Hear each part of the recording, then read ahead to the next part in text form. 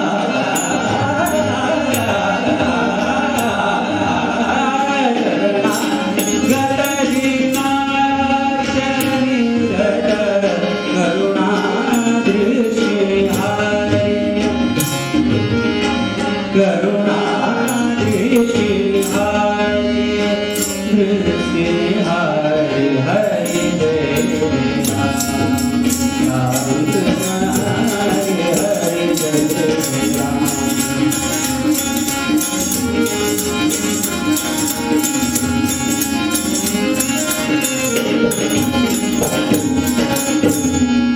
हरे जय राम हरे जय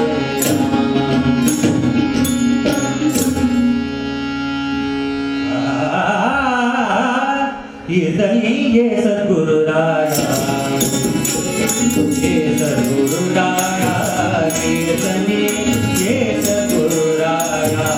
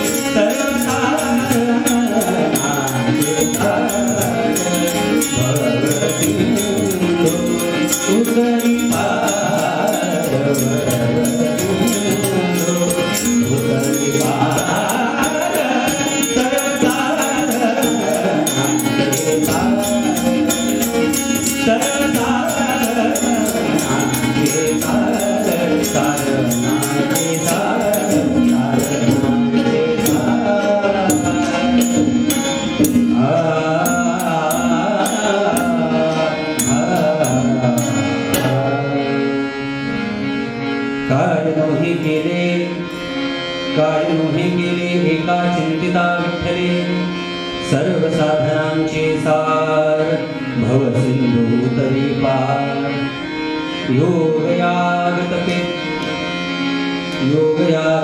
केली तयाने अमोपी सर्व साधनांचे सार भव सिंधू तरी पार तुका म्हणी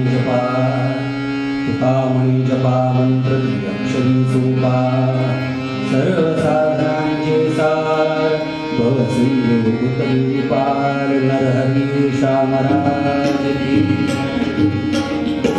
प्रस्तुत कीर्तन रूपी सेवेकरिता निवडलेला अभंग माऊली महावैष्णव जगद्गुरु जगद्वंदनीय विश्ववंद्य महाराष्ट्र भूषण संत सम्राट मंगलमय भूमिका प्राप्त करणारे तपश्चर्यात्मक भूमिका आचरणारे महान भक्त जगद्गुरु तुकोबाराय यांचा 4 चरणांचा आणि अनंत कोटी ब्रह्मांड नायक कर्तुम अकर्तुम अन्यतः कर्तुम पंढरी श्री विठ्ठलेशाच्या नामाचा महिमा प्रतिपादन करणारा हा आजचा अभंग सद्गुरुनाथ महाराज की प्रतिवर्षाप्रमाणे याही वर्षी होणाऱ्या अशा भव्य दिव्य आणि अत्यंत प्रसन्न नयनरम्य अशा असणाऱ्या भगवंताच्या उत्सवामध्ये आज द्वादशीच्या दिवशी मला माझ्याकडे आलेली कीर्तन रूपी सेवा खरंच काही गोष्टी आयुष्यात घडण्यासाठी अत्यंत महत्भाग्य लागतं. श्रीमद भागवतात सांगितल्याप्रमाणे भाग्योदयेन बहुजन्म समर्थितेन सत्संगमं चलवते पुरुषो यदावे किंवा माऊली सांगतात तिळे तिळे पुण्य साचा पडे परी हे बहुतारांचे जोडे नाम तुझे वाचे सिया तोडे समागम घडे संतांचा पूर्वजन्मी सुकृते थोर गेली ती मज आजी फळाचे परमानंद आजी मानसे भेट हरे संता. आपल्या शास्त्रामध्ये भगवंताचं नामस्मरण मुखामध्ये येणं भगवंताच्या चरणांची भेट होणं आणि संतांची सद्गुरूंची विष्णुदासांची महात्म्यांची देवी संपत्ती लाभलेल्या महात्म्यांची भेट होणं दर्शन होणं या 2 गोष्टी अत्यंत दुर्लभ सांगितल्या महत्भाग्याला प्राप्त होतात. आणि माझ्या पूर्वजांचं काहीतरी पुण्य म्हणावं किंवा माझी पूर्वजन्मीची काहीतरी पुण्य म्हणावी की साक्षात भगवंतासमोर आणि तुमच्यासारख्या अधिकारी संपन्न अशा असणाऱ्या श्रोतृ वर्गासमोर मला ही कीर्तन रूपी सेवा करायची. वास्तविक मला दडपण होतं की तुमच्यासमोर कीर्तन कसं करावं, पण वाघ किती जरी भयंकर असला पण वाघाच्या पिल्ल्याला जशी वाघाची भीती वाटत नाही त्याप्रमाणे तुम्ही मला सगळे आईप्रमाणे मातृस्वरूप माझ्यावरती कृपा आशीर्वाद करणारे असल्या कारणास्तव मी आता निर्भय होऊन आता भय नाही ऐसे वाटे जीव अशा प्रकारच्या अवस्थेमध्ये मी जसं जमेल यथाशक्ती यथामती यथावकाश वेळेच्या मर्यादेमध्ये जसं चिंतन निरूपण आख्यान करण्याचा प्रयत्न करेल. तुम्ही सर्वांनी गोड मानून घ्या. सर आणि आयोजक असणारे आमचे अभय काका आमचे जोशी काका आणि दोन्ही साथीदार अनु काका आणि देव काका आणि दिनू काका हे सगळे वडिलांसमान आहेत समाजासाठी गुरु समान आहेत. सर्वांच्या चरणी साष्टांग दंडवत करून रुक्मिणी प्राण संजीवन पुंडलिकाने सहज भिरकावलेल्या इष्टिका चिंतीवर अधिष्ठित असणाऱ्या आनंद अद्वै नित्य निरामय योगी ध्येय अशा श्री विठुरायांच्या अंघ्रिकमलावरती आणि पावन चतुष्कोनी वेदीवर विराजमान असणाऱ्या सद्गुरु श्री ज्ञानेश्वर माऊलींच्या जगद्गुरु तुकोबारायांच्या पादपद्मावरती अंघ्रिकमलावरती अत्यादराने मस्तक नमवून या कीर्तन रूपी निरूपणाची सुरुवात सद्गुरुनाथ महाराज. प्रस्तुत अभंगामधून तुकोबारायांनी नाममहिमा प्रतिपादन केला. वेदोक्त वाङ्मय असेल, पुराणोक्त वाङ्मय असेल, शास्त्रोक्त वाङ्मय असेल, संत वाङ्मय असेल आदी सर्वत्र भगवंताच्या नामाचा महिमा प्रतिपादन केलाय. वेदोक्त वाङ्मयाचा विचार केला तर अथर्व वेदाच्या अथर्व संहितेमध्ये षोडशैतानि नामानि त्रिंशत् वर्णानि कलो विदे महामंत्र संमतो जीवतारिणी.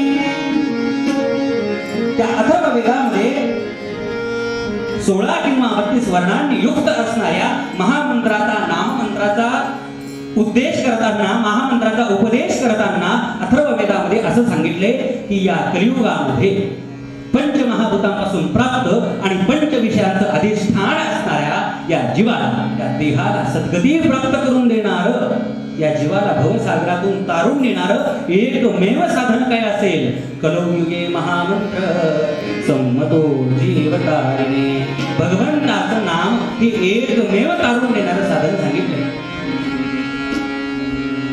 किंवा चैतन्य महाप्रभूंच्या गौडीय परंपरेमध्ये एक चैतन्य उपनिषद आहे. त्या चैतन्य उपनिषदामध्ये सुद्धा स एव मूल मंत्रं जपति हरे इति कृष्ण इति राम इति. राम नामाचा कृष्ण नामाचाच महिमा प्रतिपादन केलाय. किंवा कृष्ण यजुर्वेदा अंतर्गत एक उपनिषद आहे ज्याचं नाव आहे कलिसंतरण उपनिषद. अगदी एकाच पानाचं उपनिषद आहे. त्या उपनिषदामध्ये प्रसंग असा वडला, असा वर्णन केलेला आहे. द्वापारांते नारदः ब्रह्मानं जगामः. प्रसंग असा घडला की देवर्षी नारद ब्रह्मदेवांना भेटायला गेले. प्रजापतींचे स्वामी असणारे हिरण्यगर्भ ब्रह्मदेवांना देवर्षी नारद भेटल्यानंतर देवर्षी नारद सांगतायत, ब्रह्मदेवा आता थोड्याच वेळामध्ये, थोड्या काळामध्ये द्वापारयुग संपेल आणि कलियुगाला प्रारंभ होईल. बरं, हे कलियुग कसं आहे? पद्मपुराणा अंतर्गत आलेल्या श्रीमद भागवताच्या महात्म्यामध्ये कलियुगाचं वर्णन करताना इह घोरे कुलो प्रायो जीवश्या सुतांगदः क्लेशाक्रांतस्तस्यैव योगी प्राणम्. या कलियुगामध्ये जवळजवळ जीव हे आसुरी प्रवृत्तीचे होतील असं सांगितले. पाखंडः निरतः संता विरक्तः परिग्रह. या महाभयंकर अशा असणाऱ्या या कलियुगामध्ये पाखंडी स्वतःला संत म्हणवून घेतील, विरक्त म्हणवतील, ते परिग्रह बाळगून बसतील. आणि देवर्षी नारद ब्रह्मदेवांना विचारतायत, ब्रह्मदेवा अशा महाभयंकर पापांचं, विषयांचं, कामवासनेचं, विकारांचं, परिग्रहांचं आगर भांडार असणाऱ्या कलियुगामध्ये मी जर प्रवेश केला आणि कलीने जर मला बाधा केली तर मी काय करू? त्या कलीची बाधा मला होऊ नये म्हणून काहीतरी उपाय सांगा. नारदांचा प्रश्न ऐकल्यानंतर ब्रह्मदेवाच्या अंतःकरणात कारुण्य निर्माण झालं. वास्तविक देवर्षी नारदांचं ब्रह्मदेवाचं पिता पुत्रांचं नातं आहे. ब्रह्मदेवांचे जे पुत्र सांगितले, मरीची, अत्री, वसिष्ठ, पुलह, पुलस्त्य, ऋतू, बहू, दक्ष, नारद, त्यापैकी नारद आहेत. म्हणून नारदांचं पद्मपुराणात सुद्धा वर्णन करताना जयति जगति माया यस्य काया अवस्थे वचन रचनमेकं केवलं जागलय्य ध्रुवपदमपि यातो यत्कृपात ध्रुवयं सकलकुशलपात्रं ब्रह्मपुत्रं नतोऽस्मि. ब्रह्मपुत्र असं म्हटले. आपल्या मुलाचा प्रश्न ऐकल्यानंतर, मग क्षमा करा थोडा स्पीड मध्ये बोलतोय, वेळेची मर्यादा आहे, ठीक चालेल ना? आपल्या मुलाचा प्रश्न ऐकल्यानंतर ब्रह्मदेवाच्या अंतःकरणामध्ये कारुण्य निर्माण झालं आणि ब्रह्मदेव सांगतायत, नारदा, हे कलियुग किती जरी महाभयंकर असेल, कितीही पापांचं, दोषांचं, विषयांचं, विकारांचं, परिग्रहांचं आगर असेल, भांडर असेल, पण तुम्ही चिंता करू नका. मी तुम्हाला एक महामंत्र देतो. त्या महामंत्राचा तुम्ही अखंड जप करा, तुम्हाला कलीची बाधा होणार नाही. कुठला महामंत्र? अहो, अगदी आपल्या सगळ्या परिचयाचा आहे. आपण नेहमी कीर्तनामध्ये, प्रवचनामध्ये, जेवणाच्या पंक्तीमध्ये सर्वत्र तो महामंत्र घेतो. तो महामंत्र कलिसंतरण उपनिषदामधला आहे, जे कृष्ण यजुर्वेदा अंतर्गत दिले. काय महामंत्र आहे? हरे राम राम राम हरे हरे, हरे कृष्ण कृष्ण कृष्ण हरे हरे. नारदा, या महामंत्राचा अखंड जप करा, तुम्हाला कलीची बाधा होणार नाही. देवर्षी नारदांचं एवढ्यावर समाधान झालं नाही. देवर्षी नारद म्हणतायत, ब्रह्मदेवा तुम्ही मंत्र दिला खरा, पण कोणती विधी ही? या मंत्राचा जप करण्यासाठी विधी काय? कारण द्वापार युगापर्यंत, कृतयुग, त्रेतायुग, द्वापार युगात असा काळ होता की कुठल्याही मंत्राचा जप करायचा असेल तर विधी निषेधाचं वर्णन असायचं. म्हणून देवर्षी नारद म्हणतायत, देवा तुम्ही आम्हाला नाममंत्र दिला खरा, पण या नाममंत्राचा जप करण्यासाठी म्हणून कोणते विधी ही विधी काय? ब्रह्मदेव सांगतायत, नारदा, कलियुगामध्ये भगवंताचं नामचिंतन करण्यासाठी, नामस्मरण करण्यासाठी नास्य विधिरीती ही कुठल्याही प्रकारांचा विधी नाहीये. शौच अशौच काळ वेळ देश कालाचं बंधन भगवंताच्या नामासाठी नाहीये महाराज. काळ वेळ नाम उच्चारिता नाही, काळ वेळ नाम उच्चारिता नाही.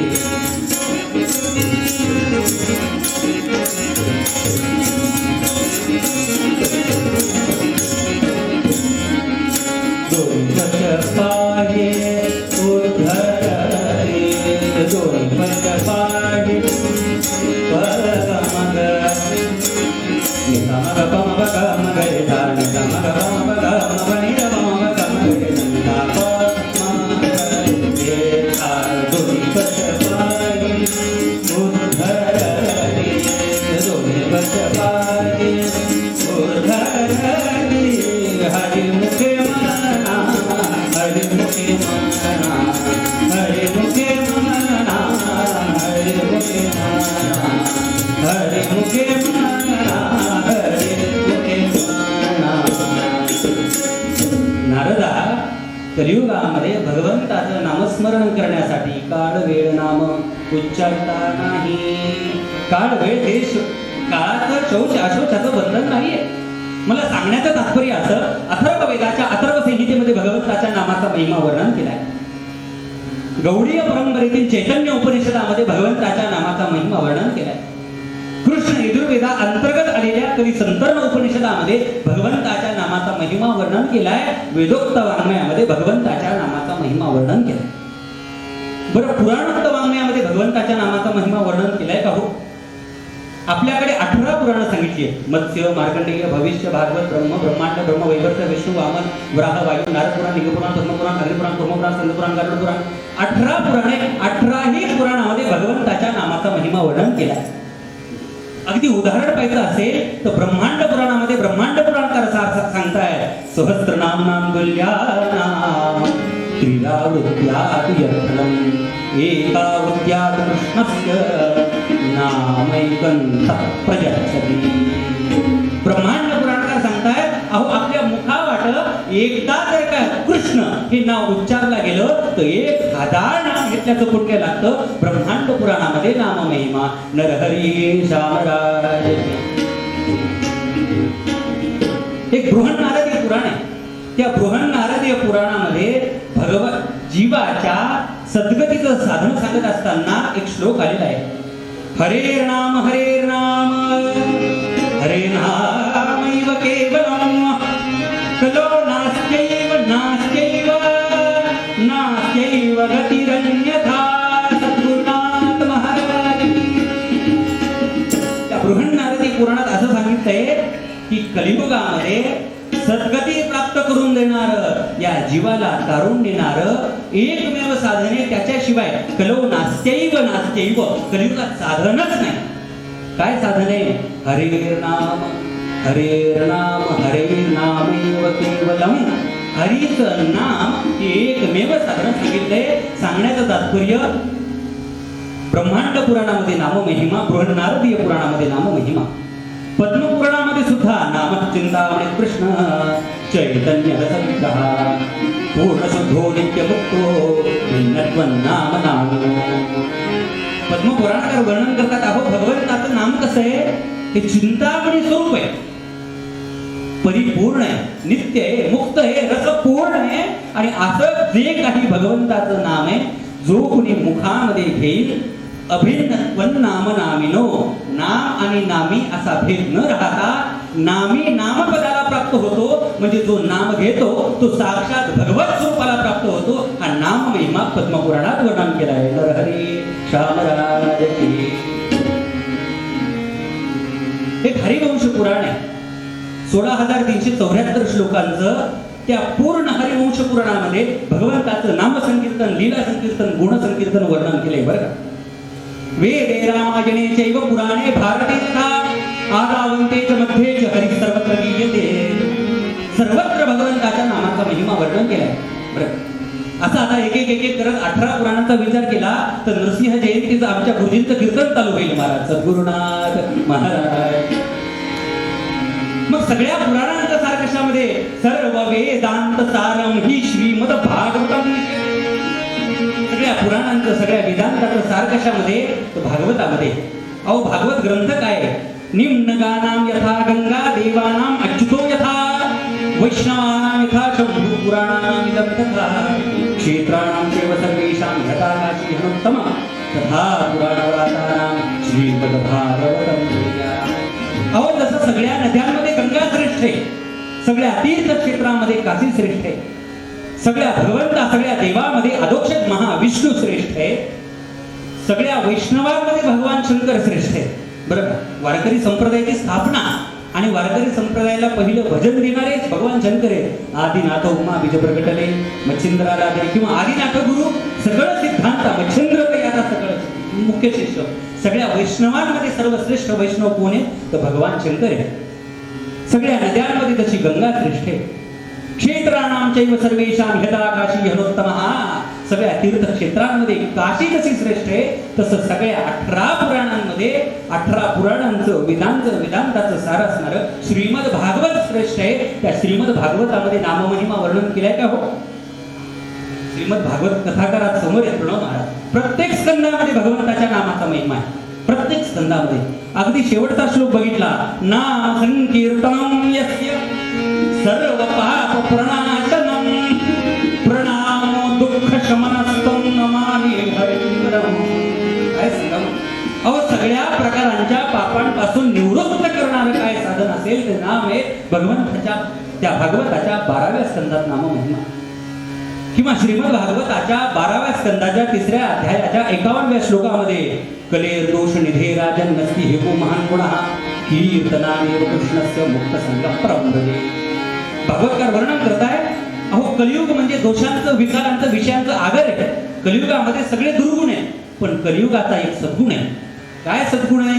कीर्तनादेव कृष्णस्य मुक्त संगम परमभजे. या जीवाचा उद्धार, जीवाची जीवनमुक्तता केवळ आणि केवळ कलियुगामध्ये नाम संकीर्तनानं होतं. हा कलियुगाचा सगळ्यात मोठा सद्गुण सांगितला आहे. नरहरी शामराज. त्याच अध्यायाचा पुढचा श्लोक म्हणजे 12व्या स्कंदाच्या 3ऱ्या अध्यायाचा 52वा श्लोक आहे. त्यामध्ये युगपरत्वे भागवतकरांनी साधनं सांगितली आहेत. कृते यध्यायतो विष्णू त्रेताय निजतो मखै द्वापरे परिचर्यायां कलो तद्धरी कीर्तना. विस्तार जास्त करत नाही, मला सांगायचं तात्पर्य सगळ्या पुराणांमध्ये, सगळ्या पुराणोक्त वाङ्मयामध्ये, वेदोक्त वाङ्मयामध्ये, शास्त्रोक्त वाङ्मयामध्ये भगवंताच्या नामाचा कलियुगामध्ये महिमा वर्णन केलेला आहे.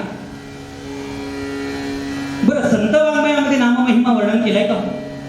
आपल्याकडे अनेक परंपरा आहेत. संत परंपरा, नाथ संप्रदाय, दत्त संप्रदाय, चैतन्य संप्रदाय, आनंद संप्रदाय, स्वरूप संप्रदाय, दत्त संप्रदाय, अनेक अनेक अनेक प्रकारचे संप्रदाय. आणि सगळ्या संप्रदायांचं कलियुगामध्ये साधनांचं मुख्य बीज काय असेल तर भगवंताचं नाम आहे.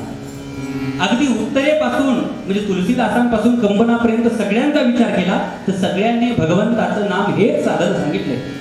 गोस्वामी तुलसीदासी सांगतात, कलियुग केवल नाम धारा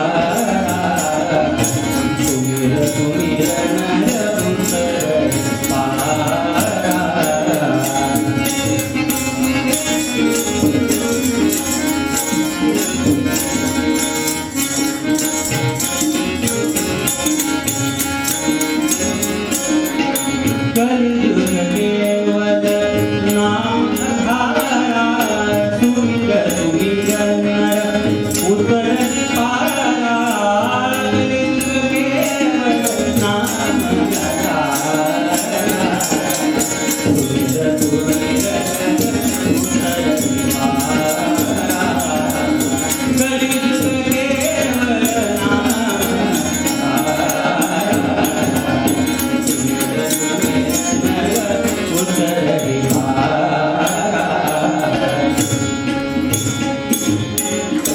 कलियुग केवल नाम आधार सुमिर सुमिर नर उतरही पार.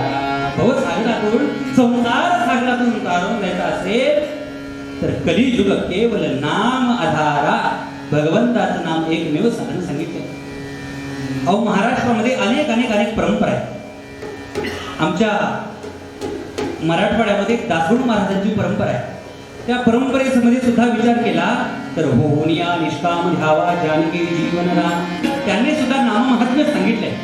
किंवा त्याच परंपरेमध्ये एक थोर महापुरुष सत्पुरुष होऊन गेले स्वामी वरदानंद भारती आप्पा. त्या आप्पांनी महाभारतावरती उपनिषदांवरती वेदावरती खूप भाष्य केलं. पण सगळं भाष्य करून त्या सगळ्या भाष्यांचं सार त्यांनी काय सांगितलंय. राम असो श्याम असो काही काना रामकृष्ण हरी हे भावाने मना.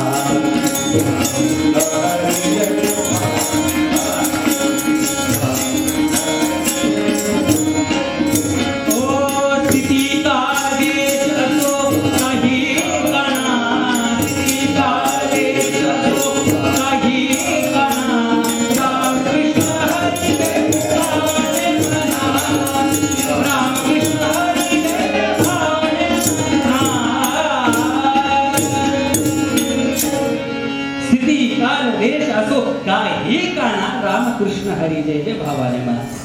त्यांनी नाममहिमा सांगितला. गोंदवलेकर महाराज सांगतायत नाम सदा बोलावे नाम सदा बोलावे गावे भावे जनासी सांगावे. हाची सुबोध गुरूंचा अहो हाची सुबोध गुरूंचा नामा परतेन सत्य मानावे.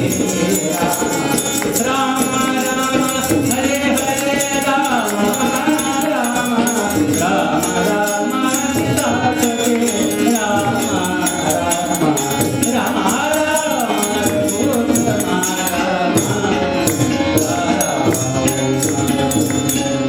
गोंदवलेकर महाराज प्रल्हाद महाराज आधी सर्वांनी नाम महिमा सांगितला.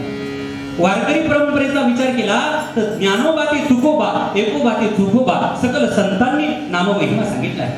ज्ञानेश्वर महाराज सांगतायत हरी हरी हरी मंत्र हा सेवा हरी हरी हरी मंत्र हा सेवा.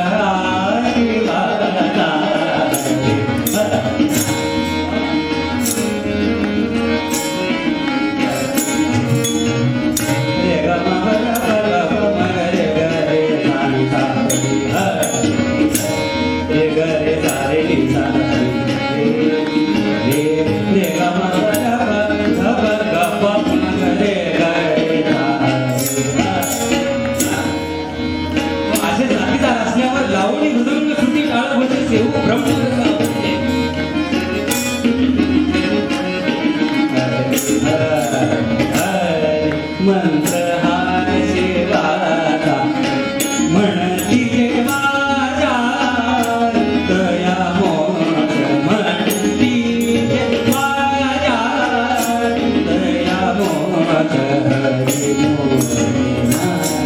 हरी मोक्ष हरी मोक्ष हरी मोक्ष हरी मोक्ष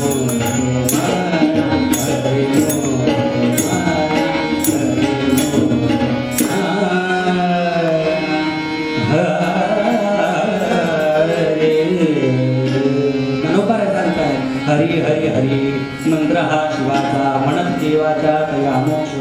सलोकता समीपता स्वरूपता सायुज्यता हे चारही वृक्ष पायाशी लोळून घ्यायचे असतील तर भगवंताचं नाम आहे.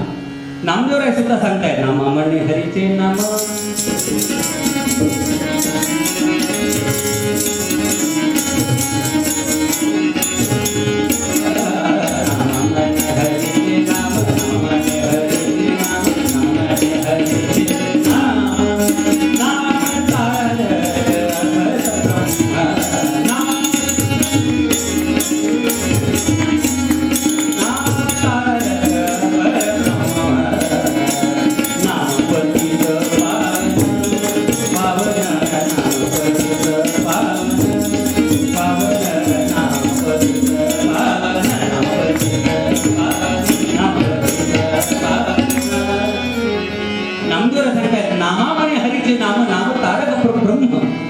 तुकोबारांनी सांगितले नाम संकीर्तन साधन पैसोपी जडकील पापी. किती किती प्रमाण सांगा हो. सांगण्याचं तात्पर्य सकल संत वाङ्मयामध्ये सकल संप्रदायामध्ये भगवंताचं नाम हे मुख्य साधन सांगितले. आणि म्हणून तुकोबरायांनी सुद्धा सगळ्यांना भगवंताच्या नामाचा उपासना करण्यासाठी, स्मरण करण्यासाठी, त्याचं चिंतन करण्याचा उपदेश केला. तुकोबरायांना प्रश्न विचारला एका साधकानं, तुकोबराय, अहो तुम्ही आम्हाला नाम घ्यायला सांगता, पण आम्ही नाम घ्यायचं कशासाठी? काय कारण आहे? कुठलंही प्रयोजन असल्याशिवाय, हेतू असल्याशिवाय कोणीही कुठलंही कर्म करायला प्रवृत्त होत नाही. आद्य शंकराचार्य वर्णन करतात, प्रयोजनम अनुद्दिश्य न मंदोपि प्रवर्तते. अहो मंद माणूस सुद्धा काहीतरी हेतू असल्याशिवाय कुठलं कर्म करत नाही. आणि तुकोबाराय, तुमच्यासारखे जगद्गुरु, जगद्वंदनीय संत शिरोमणी आम्हाला नाम घ्यायला सांगताय, आम्ही नाम कशासाठी घ्यायचं? अहो तुमच्या नामानं काय केलं? तुमचं नाम काय करतंय? तुकोबाराय सांगतायत, माझं नाम काय करते असा प्रश्न विचारण्याऐवजी मला सांगा, माझ्या नामानं काय केलं नाही? अभंगाच्या पहिल्या चरणात सांगतात, काय हे केले, काय करायचं बाकी राहिलं सांगा नामानं? एका चिंतिता विठ्ठले. तुकोबारायांनी शब्द वापरला चिंतिता. चिंतिता म्हणजे काय? चिंतन केल्यानं काय होतं? चिंतने चिंतने तद्रूपता. आपण ज्याचं चिंतन करू त्याची स्वरूप स्थिती आपल्याला प्राप्त होते. बरं का? भावार्थ रामायणामध्ये फार एक सुंदर दृष्टांत आला. प्रसंग असा घडला, रावणानं सीतामाईंचं जानकी देवीचं हरण केलं आणि अशोक वाटिकेमध्ये ठेवलं. बरं का? नाथबाबांनी फार सुंदर वर्णन केले सगळं युद्धकांडामध्ये. आणि अशोक वाटिकेमध्ये त्या सीतामाईंवरती, जानकी देवींवरती देखरेख करण्यासाठी, लक्ष ठेवण्यासाठी म्हणून काही दास दासी तिथे ठेवलेल्या. आणि त्या दास दासींमध्ये त्रिजटा नावाची एक दासी होती, राक्षसी होती. जरी ती राक्षसी होती, परंतु तिच्या अंतःकरणामध्ये जानकी देवींविषयी अनुकूल बुद्धी निर्माण झाली. आणि त्या त्रिजटा सीतामाईंना धीर द्यायच्या. अहो सीतामाई, रडू नका, शोक करू नका, रामप्रभू येतील, रावणाचा निपात करतील, तुमचा अंगीकार करतील, तुम्ही रडू नका बरं का. आणि त्रिजटेनं असं सीतामाईंना समजावून सांगितलं. सीतामाईंना धीर यायचा आणि सीतामाई रडवणं थांबायची. असा रोजचा क्रम झालेला. एके दिवशी असं झालं महाराज, त्रिजटा आल्यानंतर सीतामाई प्रचंड रडू लागल्या. आणि त्रिजटा म्हणायला लागल्या, अहो सीतामाई, गेले कित्येक दिवस झाले मी तुम्हाला किती समजावून सांगते की रामप्रभू येतील, रावणाचा निपात करतील, तुमचा अंगीकार करतील, तरी तुम्ही सुद्धा शोक का करताय? तेव्हा सीतामाई सांगतायत, अगं त्रिजटे, आज मी शोक करतेय, आज मी रडतेय, त्याचं कारण वेगळं. आज मी माझ्या पतीच्या विरहामध्ये रडत नाही. निश्चित मला पती विरहाचं दुःख आहे. माझे स्वामी, माझे प्रभू रामचंद्र, माझे दाशरथी राम माझ्याजवळ नाहीये, याचं मला परम आत्यांतिक दुःख आहे. पण आज माझ्या दुःखाचं कारण वेगळं. काय वेगळे? अगं त्रिजटे, समोर एक झाड दिसतंय का? हो दिसतंय. त्या झाडावर काही दिवसापूर्वी एका भिंगुरटीनं एक छोटंसं घरटं बांधलं होतं. आणि त्या घरट्यामध्ये त्या भिंगुरटीनं एका छोट्या आळीला आणून ठेवलं. आणि ती भिंगुरटी जाता येता जाता येता जाता येता त्या आळीला दंश करायची. परिणाम असा झाला, त्या आळीच्या अंतःकरणामध्ये, आळीच्या मनामध्ये सारखी भीती बसली की ही भिंगुरटी केव्हा येईल आणि केव्हा मला दंश करेल. अगं त्रिजटे, त्या अळीनं सारखं भिंगुरटीचं चिंतन केलं. परिणाम असा झाला, कालपर्यंत जी अळी होती ती आज अळी न राहता अळीची भिंगुरटी झाली म्हणून मी रडती. त्रिजटा हसू लागल्या. अहो सीतामाई, हा निसर्गाचा नियम आहे. अळीची भिंगुरटी होणं हा निसर्गाचा नियम आहे. याच्यात तुम्हाला रडण्यासारखं काय? सीतामाई म्हणतात, अगं त्रिजटे, तुला लक्षात कसं येत नाही ग? ज्या अळीनं सारखं भिंगुरटीचं चिंतन केल्यामुळं अळीची भिंगुरटी झाली, तशी मला भीती वाटते की मी सारखं प्रभू रामचंद्रांचं, माझ्या स्वामींचं, दाशरथी रामांचं चिंतन करते. आणि रामाच्या चिंतनानं मी सीतेचा राम झाले, तर मी राम आणि ते सुद्धा राम, आम्ही दोघंही राम झालो तर आमच्यातलं पती पत्नीचं दाम्पत्य सुख नष्ट होईल म्हणून मी रडती. कीटोयम भ्रमरी भविष्यती निधिध्यात्ये तथायं तथा स्यामेव मृगुणन्तनोऽपि तुर्जटे दाम्पत्य सौख्यं गतं शोकं मा वहवैतिलेन्द्रतनये दीनाभियोगकृतः सीतासोऽपि भविष्यति विदर्ले तन्नो मतं जानकी. म्हणून मी रडते. असं सांगितल्यावर त्रिजटा अजून जोरजोरात हसू लागल्या महाराज. राग आला सीतामाईंना. अगं त्रिजटे, माझं पती पत्नीचं दाम्पत्य सुख नष्ट होत आहे आणि तुला हसू येत आहे? त्रिजटा म्हणायला लागल्या, अहो सीतामाई, किती हो तुम्ही भोळ्या. मला सांगा, अळीनं त्या भिंगुरटीचं चिंतन केल्यामुळं अळीची भिंगुरटी झाली, त्या योगे तसं तुम्ही रामाचं चिंतन केल्यामुळे सीतेचा राम होणार असाल. मला सांगा, वनवासामध्ये प्रभू रामचंद्र काय करत असतील हो? प्रभू रामचंद्र सुद्धा सारखा विचार करत असतील की माझी सीता कुठे असेल, माझी सीता सुरक्षित असेल ना, माझी सीता मला केव्हा भेटेल. जसं तुम्ही रामाच्या चिंतनानं सीतेचा राम होणार असाल, तसं रामप्रभू सुद्धा सीतेच्या चिंतनानं रामाची सीता, तुम्ही राम आणि ते सीता राहिलं का नाही म्हणजे तुमचं दाम्पत्य सुख काय? याला म्हणायचं चिंतने चिंतने तद्रूपता. आपण ज्याचं चिंतन करू त्याची स्वरूप स्थिती आपल्याला प्राप्त होते. आणि तुकोबर आहे, कोणाचं चिंतन करायला सांगतायत? एका चिंतिता विठ्ठले. तो श्री विठ्ठल कसा आहे? पद्मपुराणा अंतर्गत आलेल्या श्रीमद भागवताच्या महात्म्याच्या प्रथम अध्यायाच्या प्रथम श्लोकामध्ये त्या भगवंताचं स्वरूप वर्णन केलंय. सच्चिदानंद रूपाय. तो भगवान परमात्मा कसा आहे? सद्रूप चिद्रूप आनंद रूप असा आहे. आणि मला सांगा, अशा सच्चिद आनंद स्वरूपाचं आपण चिंतन केलं तर आपल्याला सच्चिद आनंद ही स्वरूप स्थिती प्राप्त होईल. आणि सच्चिद आनंद ही स्वरूप स्थिती प्राप्त झाली, तुकोबारा सांगतायत, मग आता काय प्राप्त करायचं शिल्लक राहिलं? काय नोहे केले एका चिंतिता विठ्ठले. तुकोबारांनी शब्द वापरला विठ्ठले. विठ्ठल या शब्दाची व्याख्या अशी केली आहे, विदा ज्ञाने ठाम शून्यात अतिकृष्णात इति विठ्ठला. आत्मस्वरूपाचं अज्ञान असणारा व्यक्ती, मनुष्य, ज्याला शरण गेल्यानंतर स्वस्वरूपाचं ज्ञान प्राप्त करतो, तो विठ्ठल एवढाच. एका चिंतिता विठ्ठले. आणि त्याला शरण गेल्यानंतर काय नोहे केले, काय प्राप्त करायचं राहिलं सांगावं? नाम सगळं काही प्राप्त करून देतं. तुटे भवरोग संचित प्रियमान भो, ऐसे विठोबाचे नाम उच्चारिता खंडे जन्म. या जन्म मरणाच्या संसार चक्रातून बाहेर पडणं अत्यांतिक अवघड सांगितलंय. पुनरपि जननम पुनरपि मरणम पुनरपि जननी जठरे शयनम हे संसारी कलुषारी कृपया पाहि पाहिला भज गोविंदम भज गोविंदम भज गोविंदम.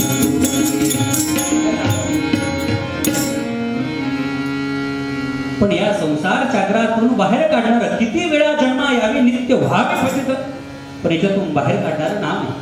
नाम काय करतं? नकळे ते कळो, येईल उगले नामे या विठ्ठले एकाच्या, न भेटे ते भेटलेल आपण करिता विठ्ठलाचे. न आकळणारी गोष्ट कळायला लागते भगवंताच्या नामानं. अहो, भगवंत या जगातला सगळ्यात न आकळणारा पदार्थ आहे, वस्तू आहे बरं का. परमात्मा वस्तू असं वेदांत शास्त्रामध्ये शब्द वापरलेला आहे. परमात्मा कसा आहे? अहो, ज्ञान संपन्न असणाऱ्या वेदाला कळालेला नाहीये.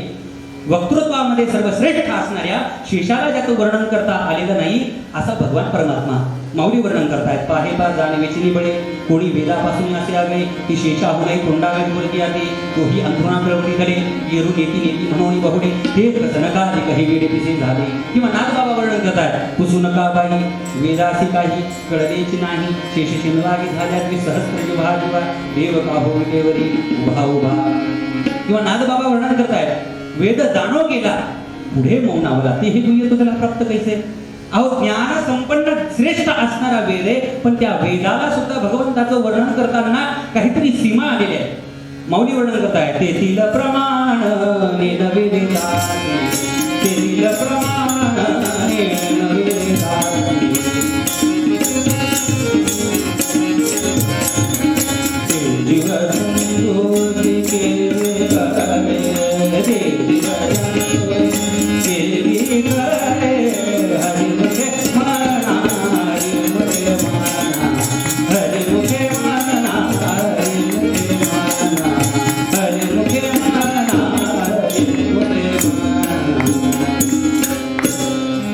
भगवान परमात्मा नामस्मरणाने आकळला जातो, ही नामाची ताकद आहे. लक्ष्मीधर कवी ज्यांनी अद्वैत मकरंद नावाचा ग्रंथ लिहिला, त्यांनीच आणखी एक ग्रंथ लिहिला ज्याचं नाव आहे भगवन नाम कौमुदी. त्या ग्रंथामध्ये भगवंताच्या नामाच्या 15 शक्ती सांगितल्या. त्यातल्या मुख्य 3 शक्ती आहेत. भगवंताचं नाम कसं आहे? त्रिभुवन तारिणी, त्रिभुवनाला तारून नेणारे, सर्व दुःख हारिणी, सर्व दुःखांचं हरण करणारे आणि सर्व व्याधी विनाशिनी, सर्व प्रकारांच्या व्याधी आधिदैविक आधिभौतिक आध्यात्मिक त्रिविध तापांचा नाश करणारा.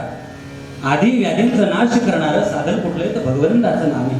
म्हणून काय नोही गेले एका चिंतिता विठ्ठले. तुकोबारांना प्रश्न विचारला, महाराज तुम्ही आम्हाला नाव घ्यायला सांगतात, पण शास्त्रामध्ये भगवंताकडे जाण्याचे अनेक मार्ग सांगितले.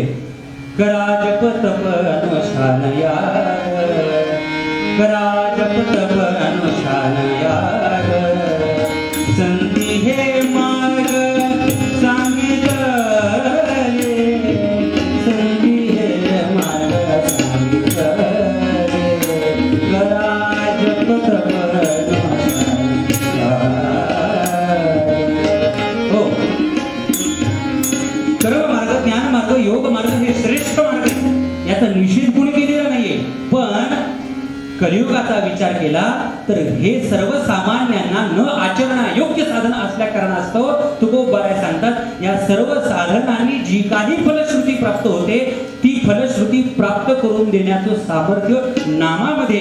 म्हणून तुकोबारायांनी दुसऱ्या चरणात वर्णन केले, सर्व साधनांचे सार भवसिंधू उतरते पार.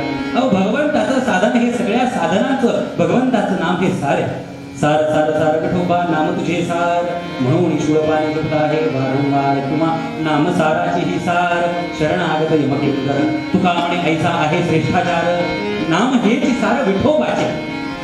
सगळ्या संतांनी सगळ्या वाङ्मयाने भगवंताचं नाम हे सार सांगितले बरं का. एकदा प्रसंग असा झाला, सगळे संत एकांतामध्ये बसले. सगळ्या संतांनी असं ठरवलं, आपण एकांतामध्ये बसायचं आणि सगळे शास्त्र वेद उपनिषद सगळ्यांचा अभ्यास करायचा, ज्ञानदृष्टीने त्याचं अवलोकन करायचं आणि त्याच्यातून सगळ्यात एक सार काढायचं आणि सार घेऊन प्रत्येकानं आपाप सगळ्यांनी एकत्र यायचं असं ठरलं. आणि काय घडलं, संत एकांती बैसले, सर्व ही तीर्थांत शोधिले, ज्ञान दृष्टी अवलोकिले, सारकारिले करोनिहा, सारकारिले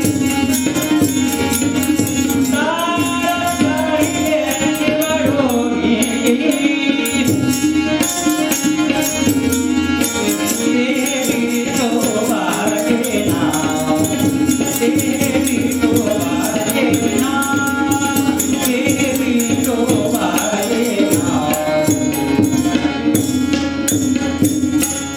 संत एकांती बैसले, सर्व ही सिद्धांत शोधिले, ज्ञान दृष्टी अवलोकिले, सार काढिले निवडोनी. सगळ्या साधनांचं सार काढलं, मंथुनी नवनीता तैसे हे अनंता वाया व्यर्थ कथा सांगली मार्ग. सार काय निघालं, ते हे विठोबाचे नाव, भगवंताचं नाम सार निघालं महाराज. सर्व साधनांचे सार. बरं, बाकीच्या साधनांचा विचार केला, कलियुगामध्ये कर्म मार्ग, योग मार्ग, ध्यान मार्ग, ज्ञान मार्ग हे अत्यंत सूक्ष्म आणि दुस्तर आहेत. मोडोनिया वाटा सूक्ष्म दुस्तर. अहो, कर्म मार्ग किती अवघड आहे. नाथ बाबा वर्णन करताय, आपण आचमन करताना पाणी घेतो, आचम्य ओम केशवाय नमः, ओम नारायणाय नमः, ओम माधवाय नमः. तर आचमन करताना पाणी किती घ्यावं याचं शास्त्र आहे. उडदाचा दाणा भिजेल एवढंच पाणी घ्यायचं, त्याच्यापेक्षा जास्त पाणी घेतलं तर दारू पिल्याचा दोष लागतो. पण तेजी अधिक घेतली या दान सुरा पान ते दोष. एवढं कर्म सूक्ष्म आहे. मंत्र म्हणत असताना मानव महान मत आन मानव अर्भगम मानव छंद मत मानव क्षतम, याच्यामध्ये दात्त अनुदात्त उदात्त स्वरामध्ये सरितांमध्ये फरक घडला तर मंत्र तळे पिशे लागती सकळ किंवा मंत्र तळे थोडा तरी धडच वेळा. एवढं सूक्ष्म आहे. कर्म धर्म नवती सांगवण्या अंगी पतन. बरं, दोघांचंही पतन, यजमानाचंही पतन आणि जो चुकीच्या पद्धतीने स्वरांच्या उच्चाराकडून जो मंत्र म्हणतो त्याचंही पतन. एवढं कर्म मार्ग अवघड आहे. बरं, जरी एखादा विद्वान कर्म मार्ग करणारा असेल, त्यानं ते कर्म करून पुण्य प्राप्त केलं, पण त्या पुण्याचा क्षय, त्या पुण्याला नाश. तै पुण्याची पावती सरे सवेची इंद्रपणाची उटी उतरे, येऊ लागली मागारे मृत्यू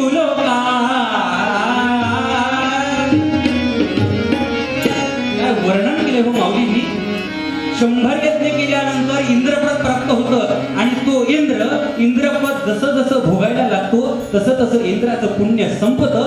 त्या पुण्याला नाश असल्या कारणास्तो जसं पुण्य संपलं इंद्राला परत मृत्यू लोकावर येऊन ते पुण्य कमवावं लागतं. कर्माने प्राप्त होणाऱ्या पुण्याला नाश. ब्रह्मदेवांचं सुद्धा तसंच आहे. 100 जन्म घेऊन ब्रह्मकर्म करावं लागतं. षटकर्म जी सांगितली ती सगळी केल्यानंतर ब्रह्मपद प्राप्त होतं. पण हा मौलींनी वर्णन केले, हा शतैक ब्रह्मा जन्मोनी ब्रह्मकर्मा. बरं पुन्हा यावं लागतं. मी पण आटोपत घेतो, नाही तर मला पुन्हा यायची वेळ येऊ नये. मला सद्गुरुनाथ महाराज सांगण्याचं तात्पर्य कर्म मार्गाने जे काही फलश्रुती प्राप्त होते ती नाशिवंत आहे. म्हणून उचित विधी विधान नगरे सर्वथा अवघ्या वाटा झाल्या क्षीण कलीन धरे साधन. बरं योग मार्गाचा विचार केला. चित्त वृत्तीचा निरोध करण्यासाठी योग मार्ग पाहिजे. अंतःकरण शुद्धी होण्यासाठी कर्म मार्ग सांगितलाय आणि मोक्ष प्राप्त होण्यासाठी ज्ञान मार्ग सांगितलाय. पातंजलीकारानं योगांची व्याख्या करत असताना योग चित्तवृत्ती निरोध असं केलंय. योग मार्ग अत्यंत श्रेष्ठ आहे. पण कलियुगामध्ये आचरणात येण्यासारखा आहे का? माऊली वर्णन करता योगाची या वाटा जे निघाले का सुभटा तया दुःखाचा चिवाटा भागाला क्लेशोधिकस्वरस्तेषा. क्लेशच आहे योग मार्गाला. माऊली पुढे वर्णन करतात 12व्या अध्यायामध्ये, पाहे पा लोहाचे चणे आणि जै बोचरिया प्रतिखाने. वृद्धाप्य काळानं गलित गात्र झालेल्या दात नसलेल्या माणसाला लोखंडाचे चणे खायला देणं हे त्याच्यासाठी जेवढं अवघड आहे तेवढंच कलियुगामध्ये सामान्य माणसाला योग करणं अवघड आहे. बरं योग मार्ग अवघड आहे हे साधारण योगी सांगत नाही. ज्ञानोबा आहे कोण आहे? ज्ञानराज माझे योग्यांचे माऊली, ज्ञानराज माझे योग्यांचे माऊली.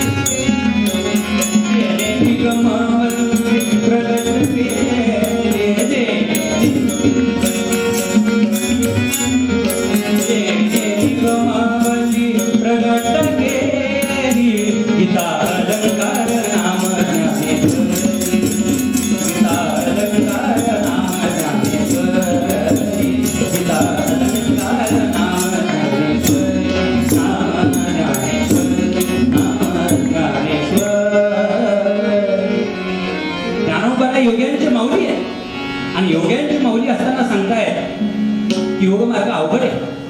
बरं का? कुंडलिनीच्या प्रकरणामध्ये माऊलींनी वर्णन असं केले, अहो योग मार्गामध्ये कुंडलिनी जागृत करणं किती अवघड आहे. आपल्यामध्ये 3 इडा पिंगला सुषुम्ना अशा 3 नाड्या आहेत. त्यापैकी सुषुम्न संचरण सांगितलंय. नागिनी उत्साहे नवही द्वारे निर्वधून नाडी त्रयामानी सुषुम्न संचरण न साधे हा मार्ग ऐसे बोलती मुनिजन. काय करा हरी चिंतने हरणी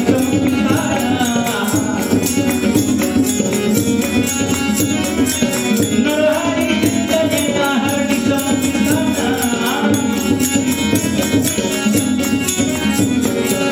ओम नमो भगवते वासुदेवाय. ओम नमो भगवते वासुदेवाय. ओम नमो भगवते वासुदेवाय. नागिनी उत्साहे नवही द्वारे निर्वधून नाडीत्रया माझी सुषुम्न संचरण न साधे हा मार्ग ऐसे बोलती मुनिजन. मग काय करा हो? नरहरी चिंतने अहर्निश मुक्ती स्थान. नरहरी चिंतने अहर्निश मुक्ती स्थान. ओम नमो भगवते वासुदेवाय. ओम नमो भगवते वासुदेवाय. ज्ञानमार्ग असा आहे. मोक्ष प्राप्त करायचा असेल अनेक साधन करा. कुरुते गंगा सागर गमनम मृदुवारी कारणम अथवा ज्ञान विहीन सर्वमय सरपट पंचायतीमध्ये आचार्य सांगतात हजारो प्रयत्न करा, ज्ञानाशिवाय मोक्ष नाही. कशाने काय प्राप्त करावं शास्त्र सांगतं. भावेन देवं कलयान धनेन कांता कपटेन शत्रू सत्येन मित्रं कृपयाच पुत्रं ज्ञानेन मोक्षं वशमान मोक्षः. भगवंताला प्राप्त करायचं असेल तर भाव पाहिजे. राजाला जिंकायचं असेल तर अंगामध्ये काहीतरी कला पाहिजे. धनेन कांता, बायकोला जिंकायचं असेल तर पैसा पाहिजे. म्हणजे तेव्हापासून आलंय, ते आजचं नवीन नाही महाराज. सद्गुरुनाथ महाराज तुम्ही लक्ष ठेवा महाराज, तुमचा अजून बाकी आहे. जय जय रघुवीर. धनेन कांता कपटेन शत्रू, शत्रूला वश करायचं असं तर कपट करावं लागतं, मित्रासोबत सत्यत्व करावं लागतं. तसं मोक्ष प्राप्त करायचा असेल तर ज्ञानेन मोक्ष, ज्ञानाशिवाय मोक्ष नाही. ज्ञाना देवा तू कैवल्यम इति शास्त्री सुगंधी महा. सगळे शास्त्र दवंडी पिटून सांगतायत ज्ञानाशिवाय मोक्ष नाही. ज्ञानेविना मोक्षू नाही हा सिद्धांत वेद बोली हात उगारुनी. सगळे वेद शास्त्र सांगतायत की ज्ञानाशिवाय मोक्ष नाही. पण आमचे संत सांगतायत मुखी नाम हाती मोक्ष ऐसी साक्ष बहुतांची. ज्ञानाला मोक्ष हे निश्चित आहे, पण ज्ञानामध्ये अडचणी महाराज. नवल अहंकाराचे गोठी विशेषे नलगे अज्ञानाचे पाठी सज्ञानाचे झोंबे कंठी नानाचरी नाचरी. ज्ञान मार्गाला कोणी गेला आणि त्याला भक्तीची नामाची जर जोड नसेल तर अहंकार निर्माण होतो. आणि अहंकार निर्माण झाला, मी कोणीतरी आहे असं अंतःकरणात वाटायला लागलं तर आत्महत्येचं पातक होतं. आणि शास्त्रात सगळ्या पातकांना प्रायश्चित्त सांगितले, पण आत्महत्येला प्रायश्चित्त नाहीये. मग मला सांगा, माझ्यासारखा मूर्ख माणूस दिवसातून किती वेळेला आत्महत्येचं पातक करतो? एवढं ज्ञानमार्ग अवघड आहे. म्हणून ज्ञानमार्ग श्रेष्ठ आहे, मोक्ष प्राप्त करून देणारा निश्चित आहे. पण सर्वसामान्यांचा विचार केला तर ज्ञानमार्गामध्ये अहंकाराची अभिमानाची अडचण असल्या कारणास्तव ज्ञानमार्ग, योगमार्ग, ध्यानमार्ग याचं प्रतिपादन न करता या सगळ्या साधनांची फलश्रुती प्राप्त करून देणारं साधन भगवंताचं नाम आहे. सद्गुरुनाथ महाराज. अगदी 2 मिनिटात एक दृष्टांत सांगतो, आठवण चालू करतो. मला एखादा कीर्तनात काठी घेऊन माणूस बसवायला पाहिजे. मला पूर्वरंग कळत नाही. अहो एकदा असं झालं की आम्हाला वारकरी कीर्तनाची सवय, 18 वर्ष झाली वारकरी कीर्तन करतो. आमच्यात आख्यान नसतं, चालू झाला पूर्वरंग तर ते शेवटपर्यंत चालू. मला लोकांनी सांगितलं, अहो महाराज आता उत्तर रंग संपायची वेळ आली, तुमचा पूर्वरंग अजून पहिलंच चरण संपलं नाही. हे चाललं गेलं, घड्याळची सोय इथे गेली. बरं, बाकीच्या साधनांमध्ये आणि नामसाधनेमध्ये काय फरक आहे सांगतो. बाकीच्या साधनांमध्ये साध्याची प्राप्ती झाली की साधनांची कडपट संपते. मोक्ष प्राप्त झाला की ज्ञानाची भूमिका संपते. अंतःकरण शुद्ध झाले की कर्माची भूमिका संपते. चित्तवृत्तीचा निरोध झाला की योगाची भूमिका संपते. पण नामाची भूमिका अशी आहे महाराज, भगवंत प्राप्तीनंतर सुद्धा नामाची भूमिका आहे. मला सांगा, प्रल्हादांना भगवान लक्ष्मी नृसिंह प्राप्त झाले, पण त्याच्यानंतर सुद्धा नामाची कास सोडली नाही. याला ज्ञानोत्तर भक्ती म्हणतात. ज्ञान गिळवून लावा. बाकीच्या साधनांमध्ये साध्याची प्राप्ती झाली की खटपट संपते. आमचं काही वर्षांपूर्वी लग्न झालं आणि साखरपुडा आणि लग्नामध्ये 6 महिन्याचं अंतर होतं. क्षमा करा, म्हणजे तसं नवरा बायकोचे विनोद जास्त गादीवरून सांगू नये. तर 6 महिन्याचं अंतर राहिलं. मग आता आमची बायको तिथेच, माझी बायको नोकरीला, IT मध्ये, मी नोकरीला. मग आमचं फोनवर बोलणं व्हायचं. एखाद्या वेळेस तिला ऑफिसमधून उशीर झाला तर नेऊन सोडायचं. आणि लग्न झालं. लग्न झाल्या झाल्या लॉकडाऊन लागला. मग आम्हाला बाहेर कुठं फिरायला जाता येत नाही, काही करता येत नाही. मग बायको म्हणायला लागली अहो, म्हणजे अजून अहो म्हणते. एक स्थळ बघायला गेलो, मला म्हणे अरे ज्ञानेश तुला अरे तुरे करू का अहो जाऊ करू? मी म्हणलं अरे तुरे कर नाही तर अहो जाऊ कर, फक्त हमरी तुमरी करू नको म्हणजे झालं. सद्गुरुनाथ महाराज. हो, मला म्हणे अहो तुमचं लग्नाच्या आधी माझ्यावर किती प्रेम होतं हो, आता माझ्यावर काही प्रेम राहिलं नाही. आता कुठं बाहेर फिरायला येत नाही, काही आणत नाही, काही नाही. आता लॉकडाऊन काय करावं महाराज सांगा. मग मी तिला म्हटलं अगं पळायचं कुठपर्यंत असतं, एसटी पकडेपर्यंत. आता एसटीत बसून का उड्या मारायच्या का काय? सद्गुरुनाथ महाराज. साधनांची खटपट कुठपर्यंत? साध्याची प्राप्ती होईपर्यंत. साध्याची प्राप्ती झाली की प्रपंचामध्ये, इहलोकामध्ये साधनांची खटपट संपते. पण नामामध्ये भगवत प्राप्ती श्रेष्ठ साधन सांगितले. तुकोबाराय सांगतात सर्व साधनांचे सार भवसंतो तरी पार. आता अभंग खूप सोडवायचा राहिला, परत कधी भगवंताच्या इच्छेनुसार योग आला तर परत अभंग सोडवण्याचा प्रयत्न करू. आता पुढे तिसऱ्या चरणात सांगितलं तुकोबाराने योग याग तपे केली तयाने अमुपे. जो नाममार्गाला जातो, जो नाम घेतो, तो योग याग तपश्चर्येनं अनेक योग यागांनी जी काही फलश्रुती प्राप्त होते ती सगळी प्राप्त करून देणारं नाम आहे. म्हणून तुकोबाराय सांगतात तुका म्हणे जपा मंत्र क्रिया शरी सोपा. सगळ्यांनी त्या पंढरी श्री विठ्ठलेशाचं नाम घ्या, कारण ते नाम कसं आहे, यज्ञनाम संकीर्तनम भक्त्या विलापनवत्तमम मैत्री अशेष पापानां धातूनां उपकारकः सकृत हृदो गोविंदं नृणां वशदेकदं पापराशि भर्त्याशु दूलराशि निवारः. सद्गुरुनाथ महाराज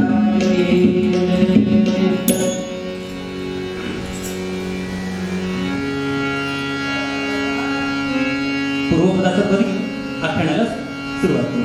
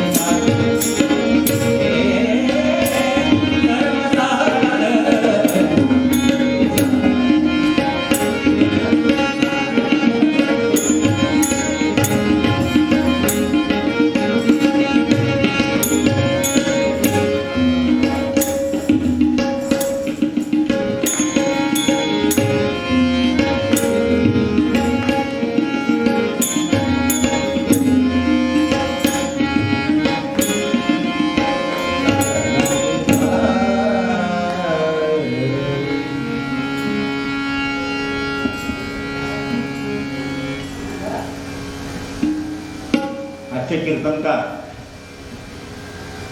ज्ञानेश्वर धानोरकर याच्यासाठी जोरदार टाळ्या वाजवा.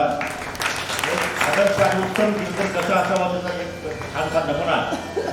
आणि खूप वर्ष ते सेवा करतायत. त्याच्या घरची खूप मोठी परंपरा आहे, भागवत परंपरा आहे.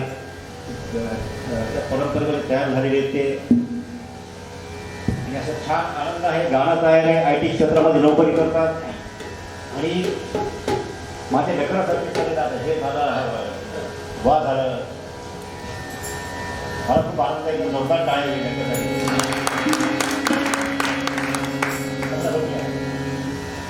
लाव आहे.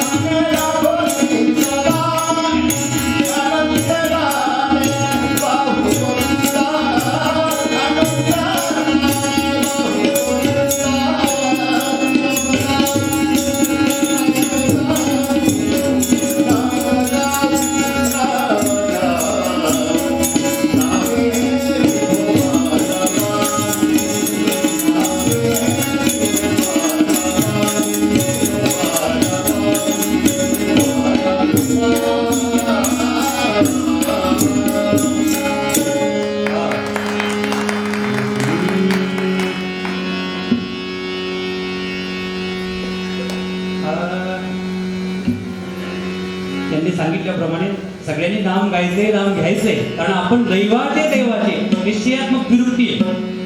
कारण जे देवाचे म्हणजे दोनदा का या जगातले जे काही दैववान आहेत त्या दैववानाचे दैववान आपण आहेत की भगवंतानं आपल्या मुखामध्ये नाम दिले. सगळ्यांनी भगवंताचं सद्गुरूंचं नामस्मरण करून आपल्याला आख्यानामध्ये प्रवेश करायचा आहे. जय जय गुरु महाराज गुरु, जय जय परब्रह्म सद्गुरु, जय गुरु महाराज, जय जय गुरु महाराज गुरु, जय जय परब्रह्म सद्गुरु, महाराज गुरु, जय जय गुरु महाराज गुरु, जय जय परब्रह्म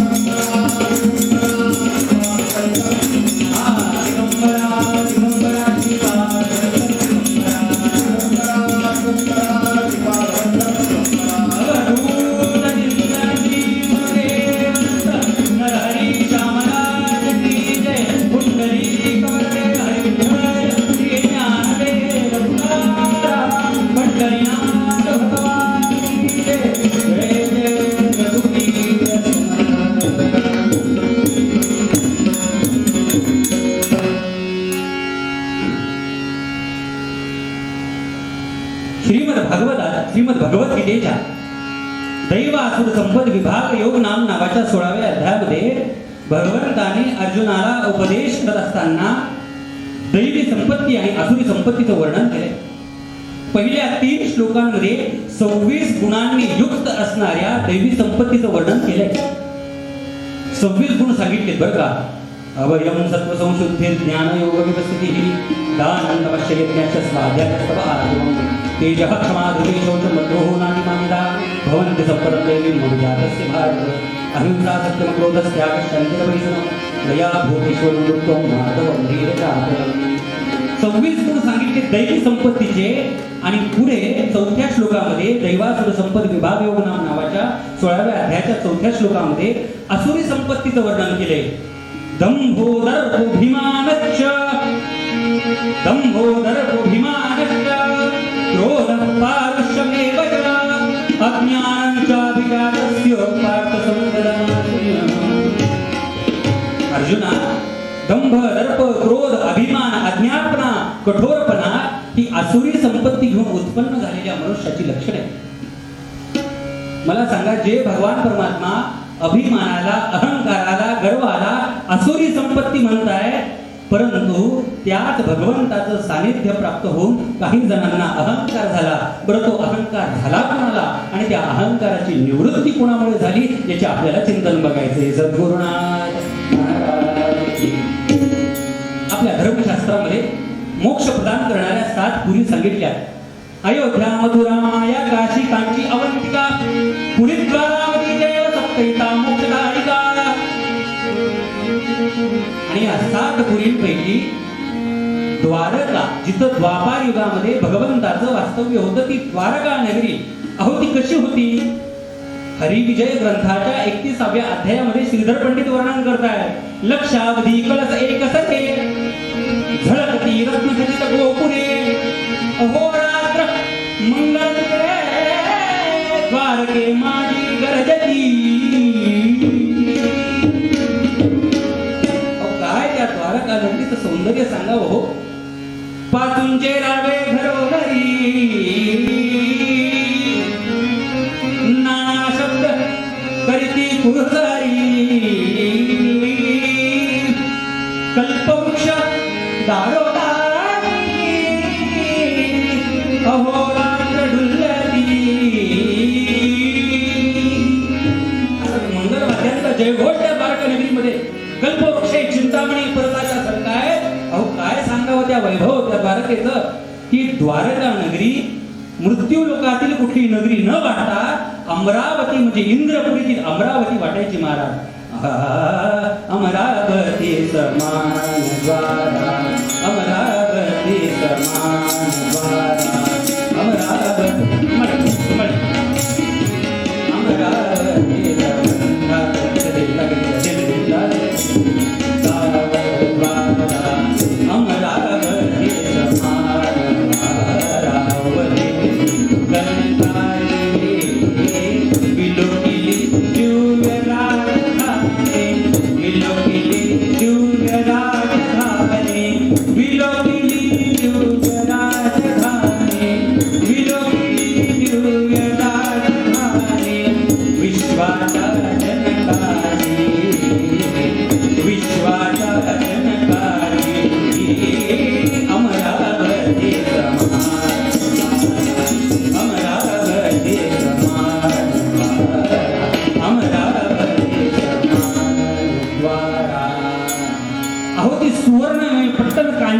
अमरावती अमरावती समान द्वारावती पुरी कनकाची. काय सांगावं त्या द्वारकेचं सौंदर्य. आणि त्या द्वारका नगरीमध्ये तिघा जणांना अहंकार झाला.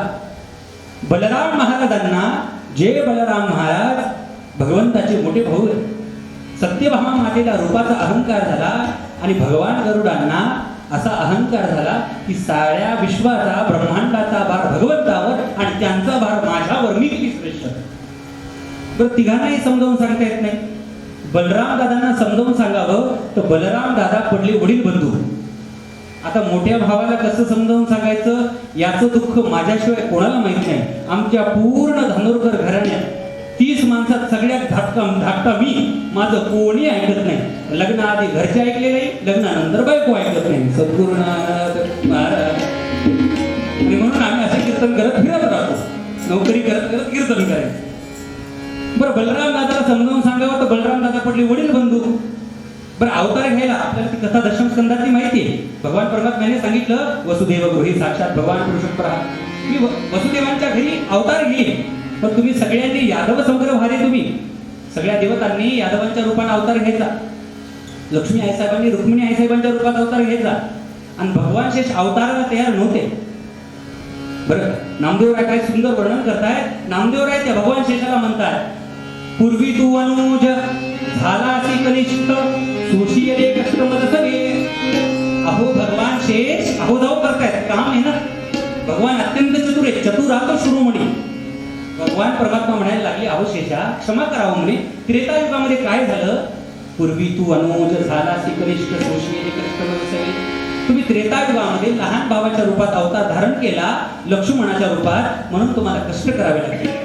अहो किती कष्ट. 14 वर्ष लक्ष्मणानं झोपेचा राजवाड्याचा झोपेचा त्याग केलेला आहे बरं का. कारण इंद्रजिताला असाच माणूस मारू शकत होता ज्यानं 14 वर्ष ब्रह्मचर्याचं पालन केलंय आणि 14 वर्ष झोपेचा त्याग केलाय. एवढा त्याग त्या लक्ष्मणानं केलेला. म्हणून भगवान परमात्मा त्या शेषाला सांगताय आता तू वडील होईगा सर्वज्ञा. अहो भगवान शेष तुम्ही आता मोठ्या भावाच्या रूपाने या. पाळी नमी आज्ञा तुझी पाळे. मी तुमची सगळी आज्ञा पाळल. म्हणून त्या बलराम दादांना समजावून सांगता येत नाही. बरं सत्यभामा मातेला समजावून सांगावं तर सत्यभामा माता नात्याला आहेत पत्नी. आता बायकोला समजावून सांगायचं हे किती अवघड असतं. की मी काही वेगळं सांगण्याची गरज नाही. महाराज सद्गुरुनाथ महाराज काय आणि मग भगवान परमात्मा चिंतेत या तिघांचा अहंकार घालायचा कसा. भगवान परमात्माच्या लक्षात आलं की कदाचित देवर्षी नारद आपल्याला याच्यात मदत करतील. आणि देवर्षी नारदांचं स्मरण केलं आणि देवर्षी नारद भगवंताचं नामचिंतन करत राधाधर मधुमिलन जय जय राधाधर मधुमिलन जय जय मधुमिलन जय रमा हरि गोविंद रमण हरि गोविंद रमा रमण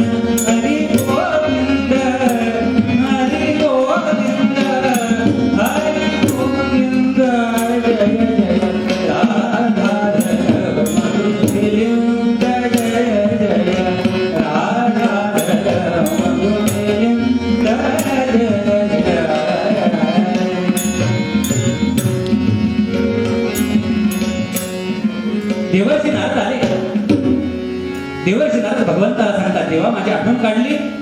हो म्हणे नारद. अहो आपल्या राज्यामध्ये तिघांना अहंकार झाला, त्या अहंकाराची निवृत्ती करण्यासाठी उपाय सांगा. देवर्षी नारद म्हणे एवढं छोटं काम आहे? अहो आपल्याकडे एक जण असा आहे, या तिघांच्याही अहंकाराच्या निवृत्तीवरचा उपाय, औषध त्याच्याकडे. आमच्या गरवारे बुवांच्या भाषेत सांगायचं झालं, 3 पेशंट नीट करण्याचं सामर्थ्य एकाच डॉक्टरकडे.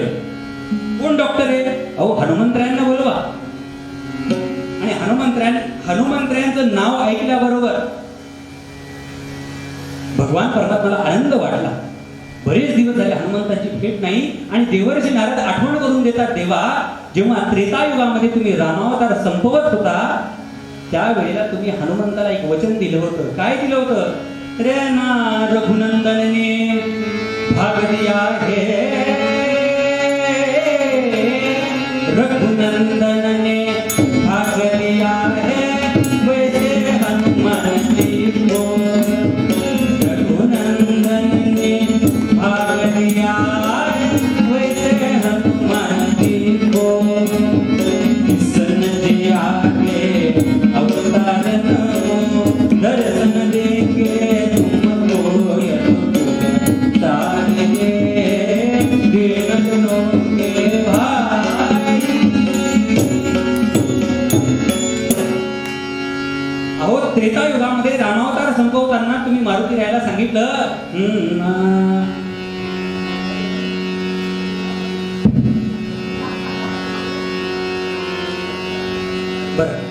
मारुती राहायला तुम्ही असं सांगितलं की ज्या वेळेला गर्ग संहितेत सांगितल्याप्रमाणे परिपूर्ण साक्षात कृष्ण अन्यवही एक कार्यात्मागत्यम कोटी कार्य.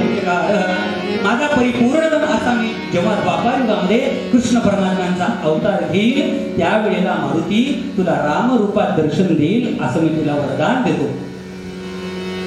देवाला आनंद वाटला आणि देवाला नारदांना ताबडतोब सांगितलं, नारदा जा आणि हनुमंतरायांना शोधून घेऊन या. आणि देवर्षी नारद निघाले. ऐसा तो नारद मुनीश्वर तीर्थे करीत समग्र, दक्षिण तटी रामेश्वर तेथे सत्वर पादला.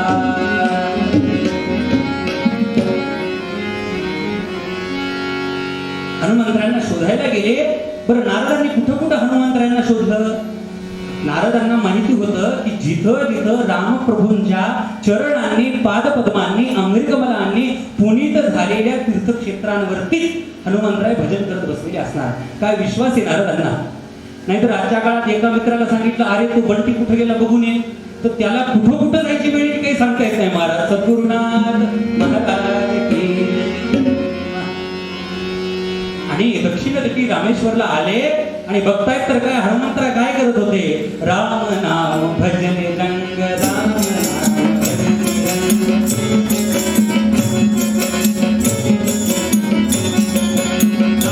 नाम भजने रंग, जगत्पती भला, जगत्पती भला, राम नाम भजने रंग, राम नाम भजने रंग. भजन झालं महाराज.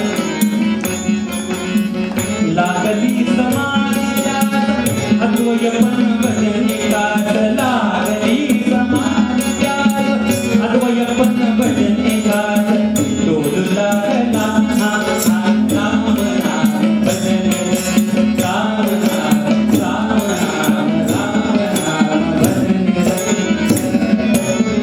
राम नामामध्ये तल्लीन आहे. आणि हनुमंतरायांना पाहिलं. देवर्षी नारदांनी साष्टांग दंडवत हनुमंतरायांना घातला आणि हनुमंतरायांनी सुद्धा देवर्षी नारदांना साष्टांग दंडवत घातला.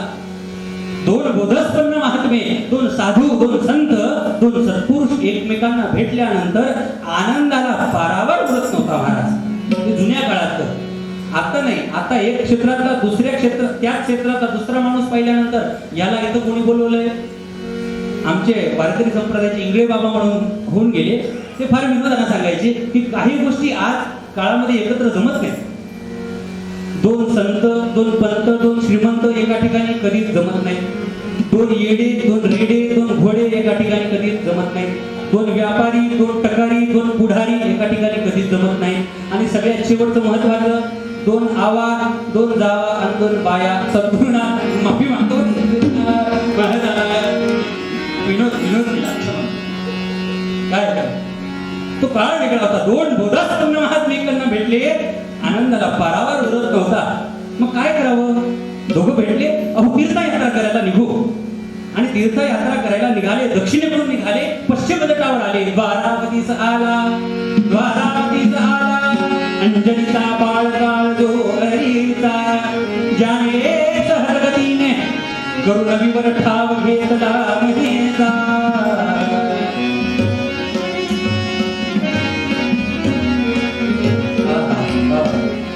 आणि द्वारका नगरी जवळ आले आणि बघताय तर काय, उभयताही ते, उभयताही ते, उभयताही ते, भ्रमर कौतुके, उभयताही ते. शेवटीकर तो फार मस्त घेते. उभयताही ते, भ्रमर कौतुके, द्वारके प्रती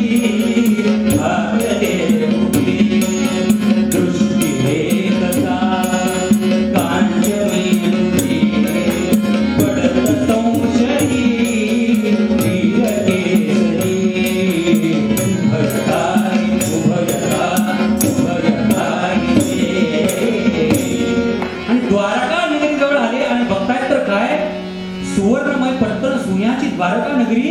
हनुमंतरांना असं वाटलं की त्रेतायुगामध्ये रामप्रभूंनी रावणाचा निपात केल्यानंतर, वध केल्यानंतर विभीषणाला दान केलेली सोन्याची लंका कुठल्या तरी शत्रूनं इथं उचलून आणली की काय.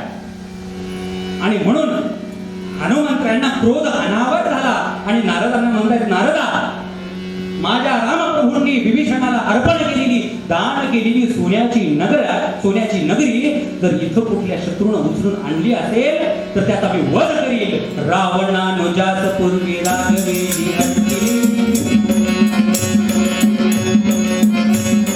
रावणानुजास पूर्वी राघवेली अर्पिली, ते पुरे बळेत शत्रुनी दूर आली. यातुनी बधीन निश्चये मनोनी वृद्धला,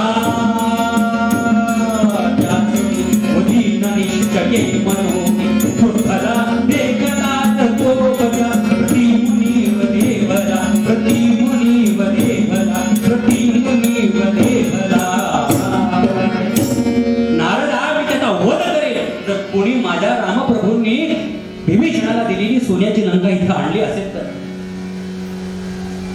नारद सांगतायत, अहो मारुती राया, ही तुमची सोन्याची लंका नाही, ही द्वारका नगरी आहे. आणि या द्वारका नगरीचे राजे आहेत बलराम महाराज. बलराम हे नाव ऐकल्याबरोबर क्रोधाने लाल झालेत महाराज हनुमंत. अहो या जगामध्ये सर्वश्रेष्ठ बल संपन्न कोण असेल तर माझे दाशरथी राम आहेत, आणि माझ्या दाशरथी रामापेक्षा कोणीही बलवान नाही. नारदा, तात्काळ त्या राजाला निरोप द्या, तुझ्या नावातील बल हे उपपद, बल हे विशेषण काढून टाक, नाही तर माझ्याशी युद्ध करायला तयार हो. नारदाचं काम झालं. नारदाला हेच करायचं होतं महाराज. नारद टनाटन उड्या बलराम महाराजांकडे आले. बिन बजाते नारद आये, बिन बजाते नारद आये.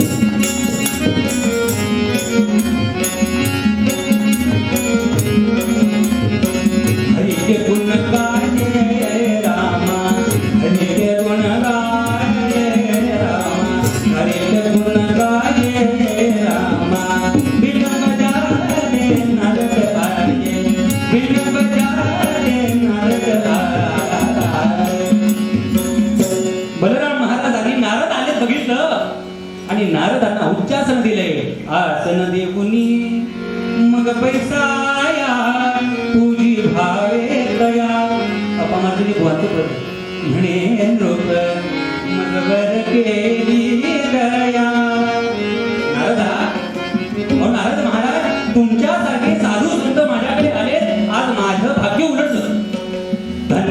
धन्य काळ संत भेटी, पायी मिठी पडली तो, संदेहाची सुटली गाठी, झालो ओटी शीतळ. देवर्षी नारद म्हणतात, अहो महाराज, ही वेळ उच्चासनावर बसण्याची नाही. अहो काय झालं नारदा, काय संकट आहे? एक महाकाय महाप्रचंड महाविशाळ अशा प्रकारचं एक माकड आले आणि ते माकड असं सांगते तुमच्या नावातलं बल हे उपपद काढून टाक नाही तो माझ्याशी लढायला तयार. बलराम महाराज हसू लागले. अहो नारदा, एक माकड आले आणि ते माकड मला आव्हान देतय. माझ्यासारखा बलसंपन्न राजा असताना द्वारका नगरीवर संकट येईलच कसं हो? पण देवर्षी नारद म्हणतात अहो ते वानर साधन आहे ते मायावी. मग बलराम महाराजांनी काय केलं? आपले गुप्तहेर पाठवले आणि बघतायत तर काय तिथं हनुमंतराय त्या मोती बागेमध्ये सगळा हैदोस मांडलेला हनुमंतरायांना. आणि हनुमंतरायांना बघितलं ते गुप्तहेर घाबरले.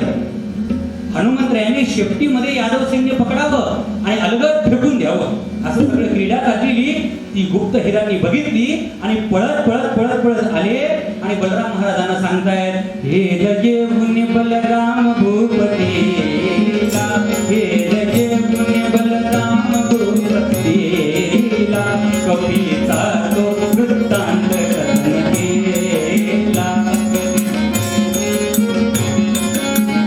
अहो महाराज ते साधं वाटत नाहीये. नवे वानर ते असुर वाटता, नवे वानर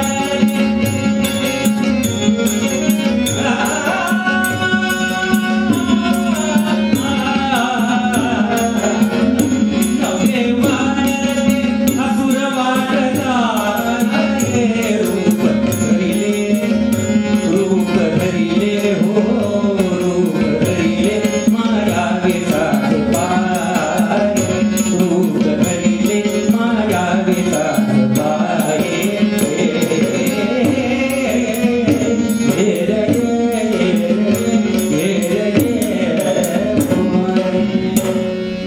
या दिंडीची तिहाई करायची भीती वाटते महाराज. एकदा मी नाथांना दत्तदर्शन हे आख्यान घेतलं आणि जवळ ये जती जवळ ये कोणी दौलता बाद एक.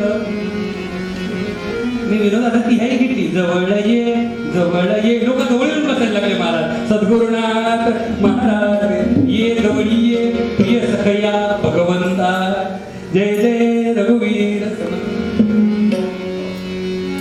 आणि हे सगळं बघितलं. हिराने सगळा वृत्तांत सांगितला.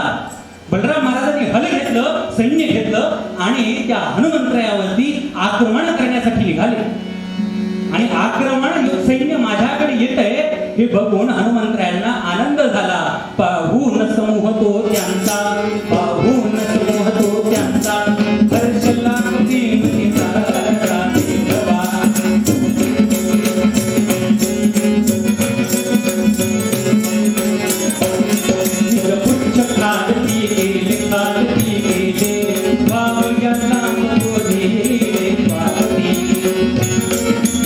हनुमंतरायांनी आपली शेपूट खाली केली आणि शेपूट हळूहळू वाढवायला सुरुवात केली.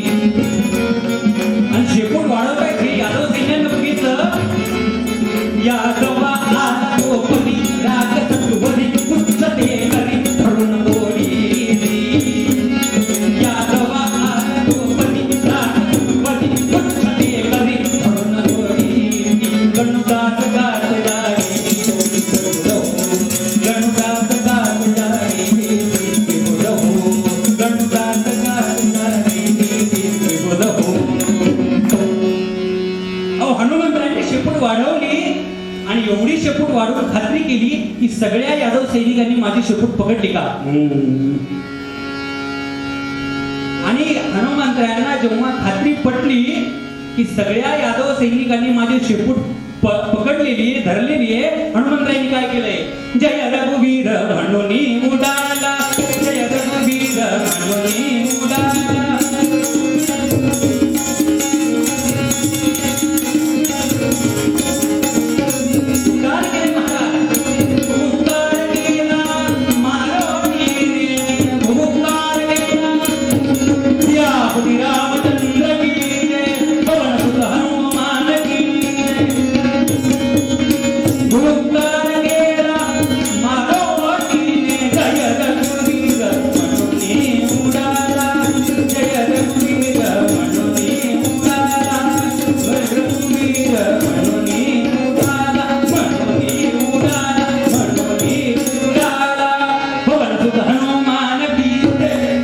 दान यादव सैन्यांना घेऊन आणि उड्डाण केलं अति प्रचंड वेगाने. मनासी टाकिले मागे गतीची मनामध्ये. जेवढ्या वेगाने ही तबली वाजवावं लागते तेवढ्या वेगाने उड्डाण केलं महाराज. सद्गुरुनाथ महाराज उड्डाण केलं आणि अति प्रचंड वेगानं अत्यंत उंचीवर नेलं आणि अति प्रचंड वेगानं वाहणाऱ्या वाऱ्यानं काय झालं महाराज, सगळ्या यादव सैन्याची वस्त्र गळून पडले, वस्त्र हरण झालं. बरं आता वस्त्र सगळं गळून पडले, आपली लाज राखायला हात सोडावं, खाली एवढी खोली बघितली तर आपल्याला आता नेरा नरसिंगपूरला जाऊन पिंडदान करावं लागेल. काय सांगावं महाराज. मग काय करतायत, सगळ्या यादव सैन्यांनी विनंती केली, अहो हनुमंतराय आमचा गर्व सगळा नष्ट झालाय, आम्हाला माफ करा. आणि हनुमंतराय मृदू सभाय नवनीत जैसे सज्जनांचे चित्त महाराज. सद्गुरू संतांचं सत्पुरुषांचं अत्यंत कृपा करणारं स्वभाव असल्या कारणास्तव हनुमंतरायांनी त्या सगळ्यांची विनंती मान्य केली आणि जमिनीकडे निघाले. बरं सहज माफ करतील ते हनुमंतराय कसे. हनुमंतराय जमिनीच्या जवळ आले आणि अगदी थोडं अंतर राहिल्यानंतर सहज शेपूट झटकली महाराज. आता हनुमंतरायांची शेपूट झटकणं म्हणजे काय असणार, आणि त्या शेपूट झटकल्यानं काय झालं, नाक कोणाचे कान तुटून गेले, नाक कोणाचे कान तुटून गेले, कैक यादवचे दंत भंग झाले. पुढे मागे लागले हात त्यानी, पुढे मागे सगळी वस्त्र गळून पडली. आता जमिनीवर आले लाज राखायची, मागे पुढे हात लावले महाराज लाज राखण्यासाठी. पुढे मागे लागले हात त्यानी, कपी सन्मुख हो, कपी सन्मुख कैसले दिना पाणी, नाक कोणाचे कान गेले, नाक कोणाचे नाक कोणाचे हो, नाक कोणाचे कान गेले. सगळा गर्व हरण झाला महाराज, वस्त्र हरण झालं. बरं हे सगळे युद्धाला गेले तोपर्यंत कृष्ण परमात्म्याने काय केलं, सगळ्या यादव पत्न्यांना सांगितलं, अहो तुमचे पती दिग्विजयाला जात आहे, तुम्ही पूजेची आरतीचं ताट तयार करा. तयार नसेल तर आजकाल पुण्या मुंबईमध्ये ब्लिंकिटनं 5 मिनिटामध्ये ते ताट घरी येतं. अहो बायको जेवढं ऐकत नाही लवकर तितक्या लवकर ते ऑनलाईन ऍप पटकन आणून देतात महाराज. काय सांगावं. आणि पूजेची ताटली तयारी केली. सगळ्या यादव पत्न्या त्या राजद्वारासमोर उभ्या राहिल्या आणि यादव सैन्यांकडे बघतायत तर सगळ्यांचं वस्त्र हरण झालं. शरमेनं माना खाली घातल्या महाराज आणि सगळी पूजेचं ताटं खाली पडली. बलराम दादाचं गर्व हरण झालं. बलराम दादा देवर्षी नारदांना म्हणतायत, नारदा मी जाऊन त्या वानराची त्या माकडाची माफी मागतो, मी हरलोय. पण देवर्षी नारद म्हणले, आता एक पेशंट नीट झालाय, अजून 2 बाकी आहे. मग देवर्षी नारद म्हणाले, अहो बलराम महाराज आपल्याकडे एक महान योद्धा आहे, तो योद्धा अजून युद्धामध्ये उतरलाच नाही.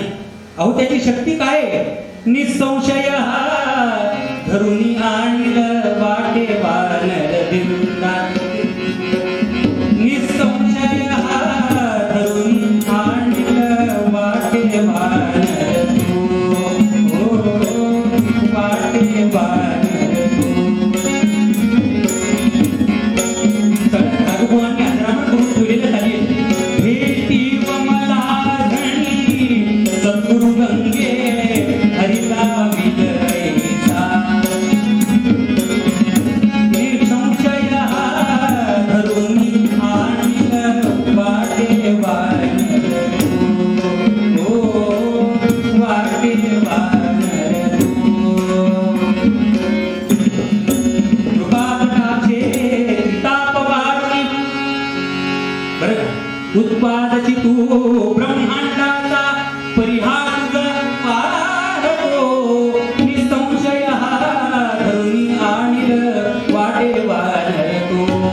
अहो देवा बलराम महाराज, अहो भगवान गरुड अजून युद्धामध्ये उतरलेच नाहीत. भगवान गरुड निसंशय धरुनी आणलं वाटे वानर तू.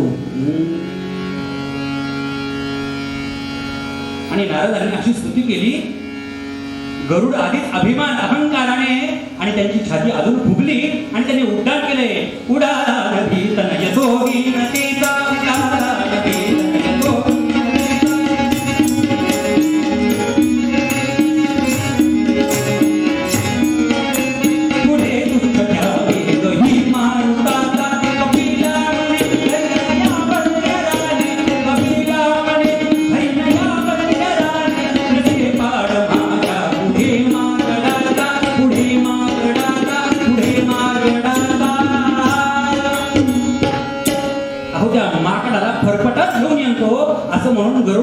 उड्डाण केलं आणि हनुमंतरायांना आपल्या बाहूमध्ये घेणार. हनुमंतरायांनी त्या गरुडाचे पाय पकडले आणि अत्यंत अति प्रचंड वेगानं कानफटात मारली. महाराज तडक नवदनी बसता भडभड रुधिरावनोनी तडफडला सुरफडला धडपडला उडत झडत सभे जेवो पडला. अहो हनुमंतरायांची महाराज हनुमंतराय साधे आहेत काय? भीमरूपी महारुद्र वज्रहनुमान मारुती वनारी अंजनी सूता रामदूता प्रभंजना. साध्या माकडाची कानाखाली खाल्ली तर काय लागते? म्हणजे मी खाल्ली नाही अजून आणि भगवंताच्या कृपेने तो योग घेऊन आणि हनुमंतराय वानर श्रेष्ठ आहे. वानर योग उत्तम आणि त्यांची कानफटक खाल्ली रक्तानं फेसाळले महाराज. गरुडाचा अहंकार गेला, दोघांचा अहंकार गेला. आता बलराम दादा त्या हनुमंतरायांची माफी मागण्यासाठी म्हणून निघताय. भगवान परमात्मा आले. भगवान परमात्मा सांगतायत दादा ते माकड दुसरं तिसरं कोणी नसून ते वानर दुसरं तिसरं कोणी नसून साक्षात हनुमंतराय. आणि हनुमंतराय म्हणल्याबरोबर बलराम महाराजांच्या डोळ्यात पाणी आलं. दादा अहो कृष्णा त्रेतायुगामध्ये किती कष्ट केले हो हनुमंतरायांनी आपल्यासाठी, किती कष्ट केले. हनुमंतराय नसते किती अवघड झालं असतं अहो आपलं, किती अवघड झालं असतो. स्वामी काजी तू सारद. स्वामी कार्यामध्ये सदैव अग्रेसर असणारे हनुमंतराय. कृष्णा मी पालखी पाठवतो, हनुमंतरायांना बोलवून आणतो. कृष्ण परमात्मा म्हणतायत दादा थांबा, आपण त्यांना रामरूपामध्ये दर्शन देऊ असं वचन दिलं होतं. तुम्ही लक्ष्मण व्हा. शंखचक्रांना आज्ञा केली तुम्ही भरत शत्रुघ्नांचं रूप धारण करा. स्वतः रामप्रभू झाले, सिंहासनावरती विराजमान झाले. आणि आता लक्ष्मी आईसाहेब म्हणून कुणाला बोलवायचं? बरं इथे थोडा कथेमध्ये पाठ्यभेद आहे. म्हणजे दासगणू महाराज हरिविजय अनेक पुराणांमध्ये कथा वेगवेगळ्या प्रकाराने सांगितल्या. जरी वाचार्थ वेगळा लक्षार्थ एकच. आता सीतामाई म्हणून कुणाला बोलवायचं? भगवंतांनी देवर्षी नारदांना सांगितलं जा रुक्मिणी आई साहेबांना बोलवा. पण देवर्षी नारद हुशार. देवर्षी नारदांनी रुक्मिणी आई साहेबांच्या महालाकडे न जाता सत्यभामा मातेच्या महालाकडून जाणाऱ्या रस्त्यावरती निघाले. सत्यभामा माता वाटेत भेटल्या. अहो नारदा कुठे चालला? अहो काही नाही रुक्मिणी आई साहेबांकडे. कशासाठी? अहो भगवंतांनी रामप्रभूंचं रामचंद्रांचं रूप धारण केले आणि सीताबाई म्हणून रुक्मिणी आई साहेबांना बोलवते. राग आला सत्यभामा मातेला. अहो माझ्यासारखी विश्वसुंदरी या जगामध्ये कोणीही नाही, सीताबाई म्हणून मीच येणार. प्रचंड साज शृंगार केला महाराज. अनेक दाग दागिने अलंकार होती सगळे घातले आणि राजसभेमध्ये आल्या. बघा आता राजसभेमध्ये सिंहासनावर कोण बसले? प्रभू रामचंद्र बसले. आणि कृष्ण परमात्म्यानं रामरूप धारण केल्याबरोबर सीतामाई सोडून सगळ्या स्त्रियांच्या ठिकाणी मातृभाव ताबडतोब जागा झाला महाराज. काय प्रभू रामचंद्रांची आचारसंहिता आहे. भजाया जनी पाहता राम येऊ गरीबान येऊ मुखी शब्द येऊ प्रिया पाहता उद्धरे सर्व लोक प्रिया पाहता उद्धरे सर्व लोक धरा जानकी नायकाचा येऊ प्रभू राम. रामप्रभूंनी हात जोडले. माते क्षमा करा, तुम्ही माझ्या सीता नाही आणि सीतेशिवाय सगळ्यांच्या ठिकाणी माझा मातृभाव आहे. तुम्ही माझ्या सीता नाही. सत्यभामा मातेचा अहंकार निघून गेला. रुक्मिणी आई साहेबांना बोलवलं. रुक्मिणी आई साहेबांनी कुठलाही शृंगार केला नाही. फक्त इकडचा पदर इकडे खोचला महाराज आणि रुक्मिणी साहेब आल्या. जैसे कनका असरे कांती की सूर्यासरे जैसी दीप्ती. नाथबाबांनी भागवतात रुक्मिणी आई साहेबांचं वर्णन केले. अहो ती कौंडिण्यपुराची रुक्मिणी कशी होती वर्णन केले. रुक्मिणी आई साहेब आल्या, सीता मातेच्या रूपामध्ये बसल्या आणि भगवंतांनी गरुडाला सांगितलं गरुडा जा हनुमंतरायांना घेऊन या. गरुड म्हणाले देवा तुम्ही मला आता 1 कोटी दुसरे काम सांगा, पण त्या माकडाजवळ जायचं काम सांगू नका. भगवान परमात्मा म्हणाले गरुडा जा आणि हनुमंतरायांना सांगा तुला रामप्रभूंनी बोलवलंय, तो हनुमंतराय तुला काहीही करणार नाही. असं म्हटल्याबरोबर गरुड आले आणि गरुडांनी हनुमंतरायांची कानफटात बसणार नाही एवढं अंतर ठेवून उभे राहिले. Keep safe distance. बरं आणि बघितलं हनुमंतरायांचं काय चाललंय महाराज. श्रीरामचंद्र कृपालु भज मन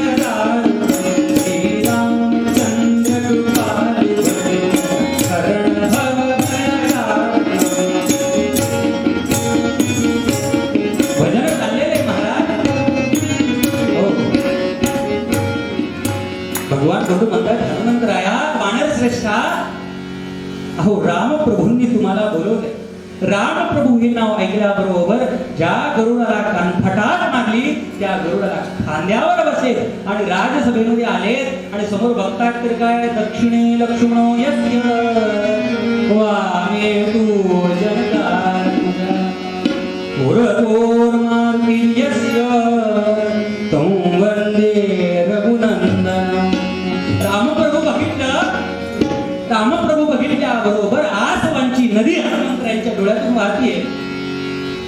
साष्टांग दंडवत घातलाय प्रभू रामचंद्रांना. हनुमंतराय म्हणतात रामा, अहो त्रेतायुगामध्ये तुम्ही मला वरदान दिलं होतं की रामरूपामध्ये तुला दर्शन देईल. वापास चालून किती दिवस झाले हो. अहो एक एक क्षण मला एकेका युगासारखा वाटत होता. हो रामप्रभू कुठे होता हो. आणि असं म्हणून घट्ट मिठी मारलेली रामप्रभूंच्या पायाला आणि आपल्या अशाश्रू नयनांनी रामप्रभूंच्या पादपद्मांना अभिषेक केला. रामप्रभूंनी हनुमंतरायांना वर उचललं आणि हनुमंतरायांना घट्ट मिठी मारली. अरे मारुती, मारुती, अरे तू जेवढी माझी वाट पाहत होतास ना तेवढीच मी सुद्धा तुझी वाट पाहत होतो. अरे माझा मारुती केव्हा मला भेटेल, मारुतीची मला केव्हा भेट होईल, असं म्हणून घट्ट आलिंगन दिलं आणि हनुमंतरायांच्या डोळ्यामध्ये पाणी. चरणी नेत्र गुंतले मन, चरणी नेत्र गुंतले मन, चरणी नेत्र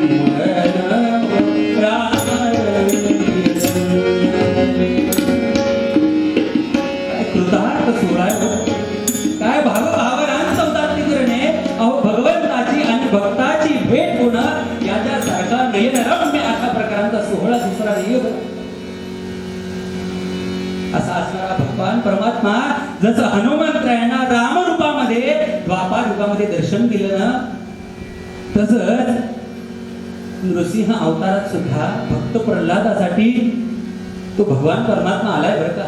अनंत अवतार घेसी भक्ताकारणे, गणवाळू कृपाळू दीना लागे उद्धरणे. जसं युगानुयुगे भगवान परमात्म्याने भक्तांच्या रक्षणासाठी अवतार घेतला, तसाच हा भगवान नरसिंहांचा अवतार. जशी रामप्रभूंनी हनुमंतरायांवरती कृपा केली, नृसिंह परमात्म्यांनी जशी भक्त प्रल्हादांवरती कृपा केली, तशीच कृपा तुम्हा आम्हावर सर्वांवरती हो, आपल्या सर्वांचं कल्याण हो, असं भगवंताकडे मागून मागतो. आणि आता भैरवी टाळतो फक्त भगवंताकडे मागणं मागून कीर्तनरूपी सेवेला विराम देतो महाराज. समर्थांनी जे भगवंताकडे मागणं मागितले अगदी त्याच्या 2 ओळी गातो. कल्याण करी राम राया, राम राया कल्याण करी राम राया,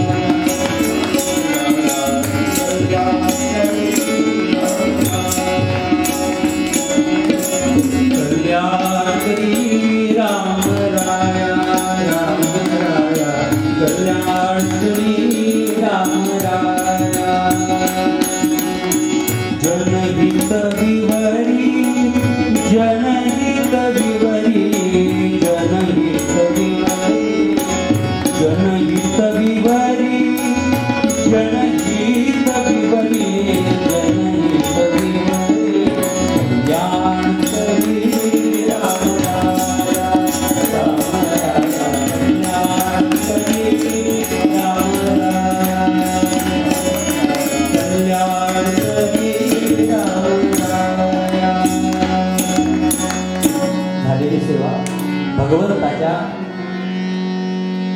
सद्गुरू असणारे दत्तदासजी महाराज त्यांच्या, तुम्ही सगळे श्रोते सज्जन तुम्ही श्रोते जगत महेशाची मूर्ती शिवस्वरूप असणारे श्रोते सज्जन मंडळ सगळ्यांच्या चरणी आणि अत्यंत सुंदर आणि मला सांभाळून घेणारे साथ करणारे मला गुरुतुल्य असणारे आदरणीय पूज्य श्री गंगाधर देव काका आणि पूज्य श्री दिनकर काका यांच्या चरणी साष्टांग दंडवत आणि टाळाची अत्यंत सुंदर साथ करणारे उद्या ज्यांचं सुश्राव कीर्तन आपण सगळेजण ऐकणार आहे ते भागवताचार्य प्रणव बुवा सुद्धा इथं आले, त्यांच्या सुद्धा चरणी साष्टांग दंडवत करतो.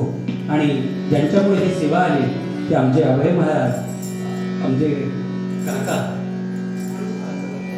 अनु काका, बरं त्यांच्या सगळ्यांच्या चरणी कोणाचा नामोल्लेख राहिला असेल तर क्षमा करा आणि बोलण्याच्या ओघामध्ये काही चूक झाला असेल, चुकीचा शब्द निघाला असेल तर आईच्या अंतःकरणाने सगळ्यांनी माफ करा आणि झालेली सेवा भगवंताच्या चरणी अर्पण करून आणि आमचे गुरुजी मांडकी गुरुजी ज्यांच्यामुळे सुद्धा हा सुंदर योग आला त्यांच्याही चरणी साष्टांग दंडवत घालतो आणि झालेली सेवा भगवंताच्या चरणी अर्पण करतो. कुंडली गौरदे हरिमंगल श्री ज्ञानदेव पंढरीनाथ भगवान की जय, हरी शावराज की जय.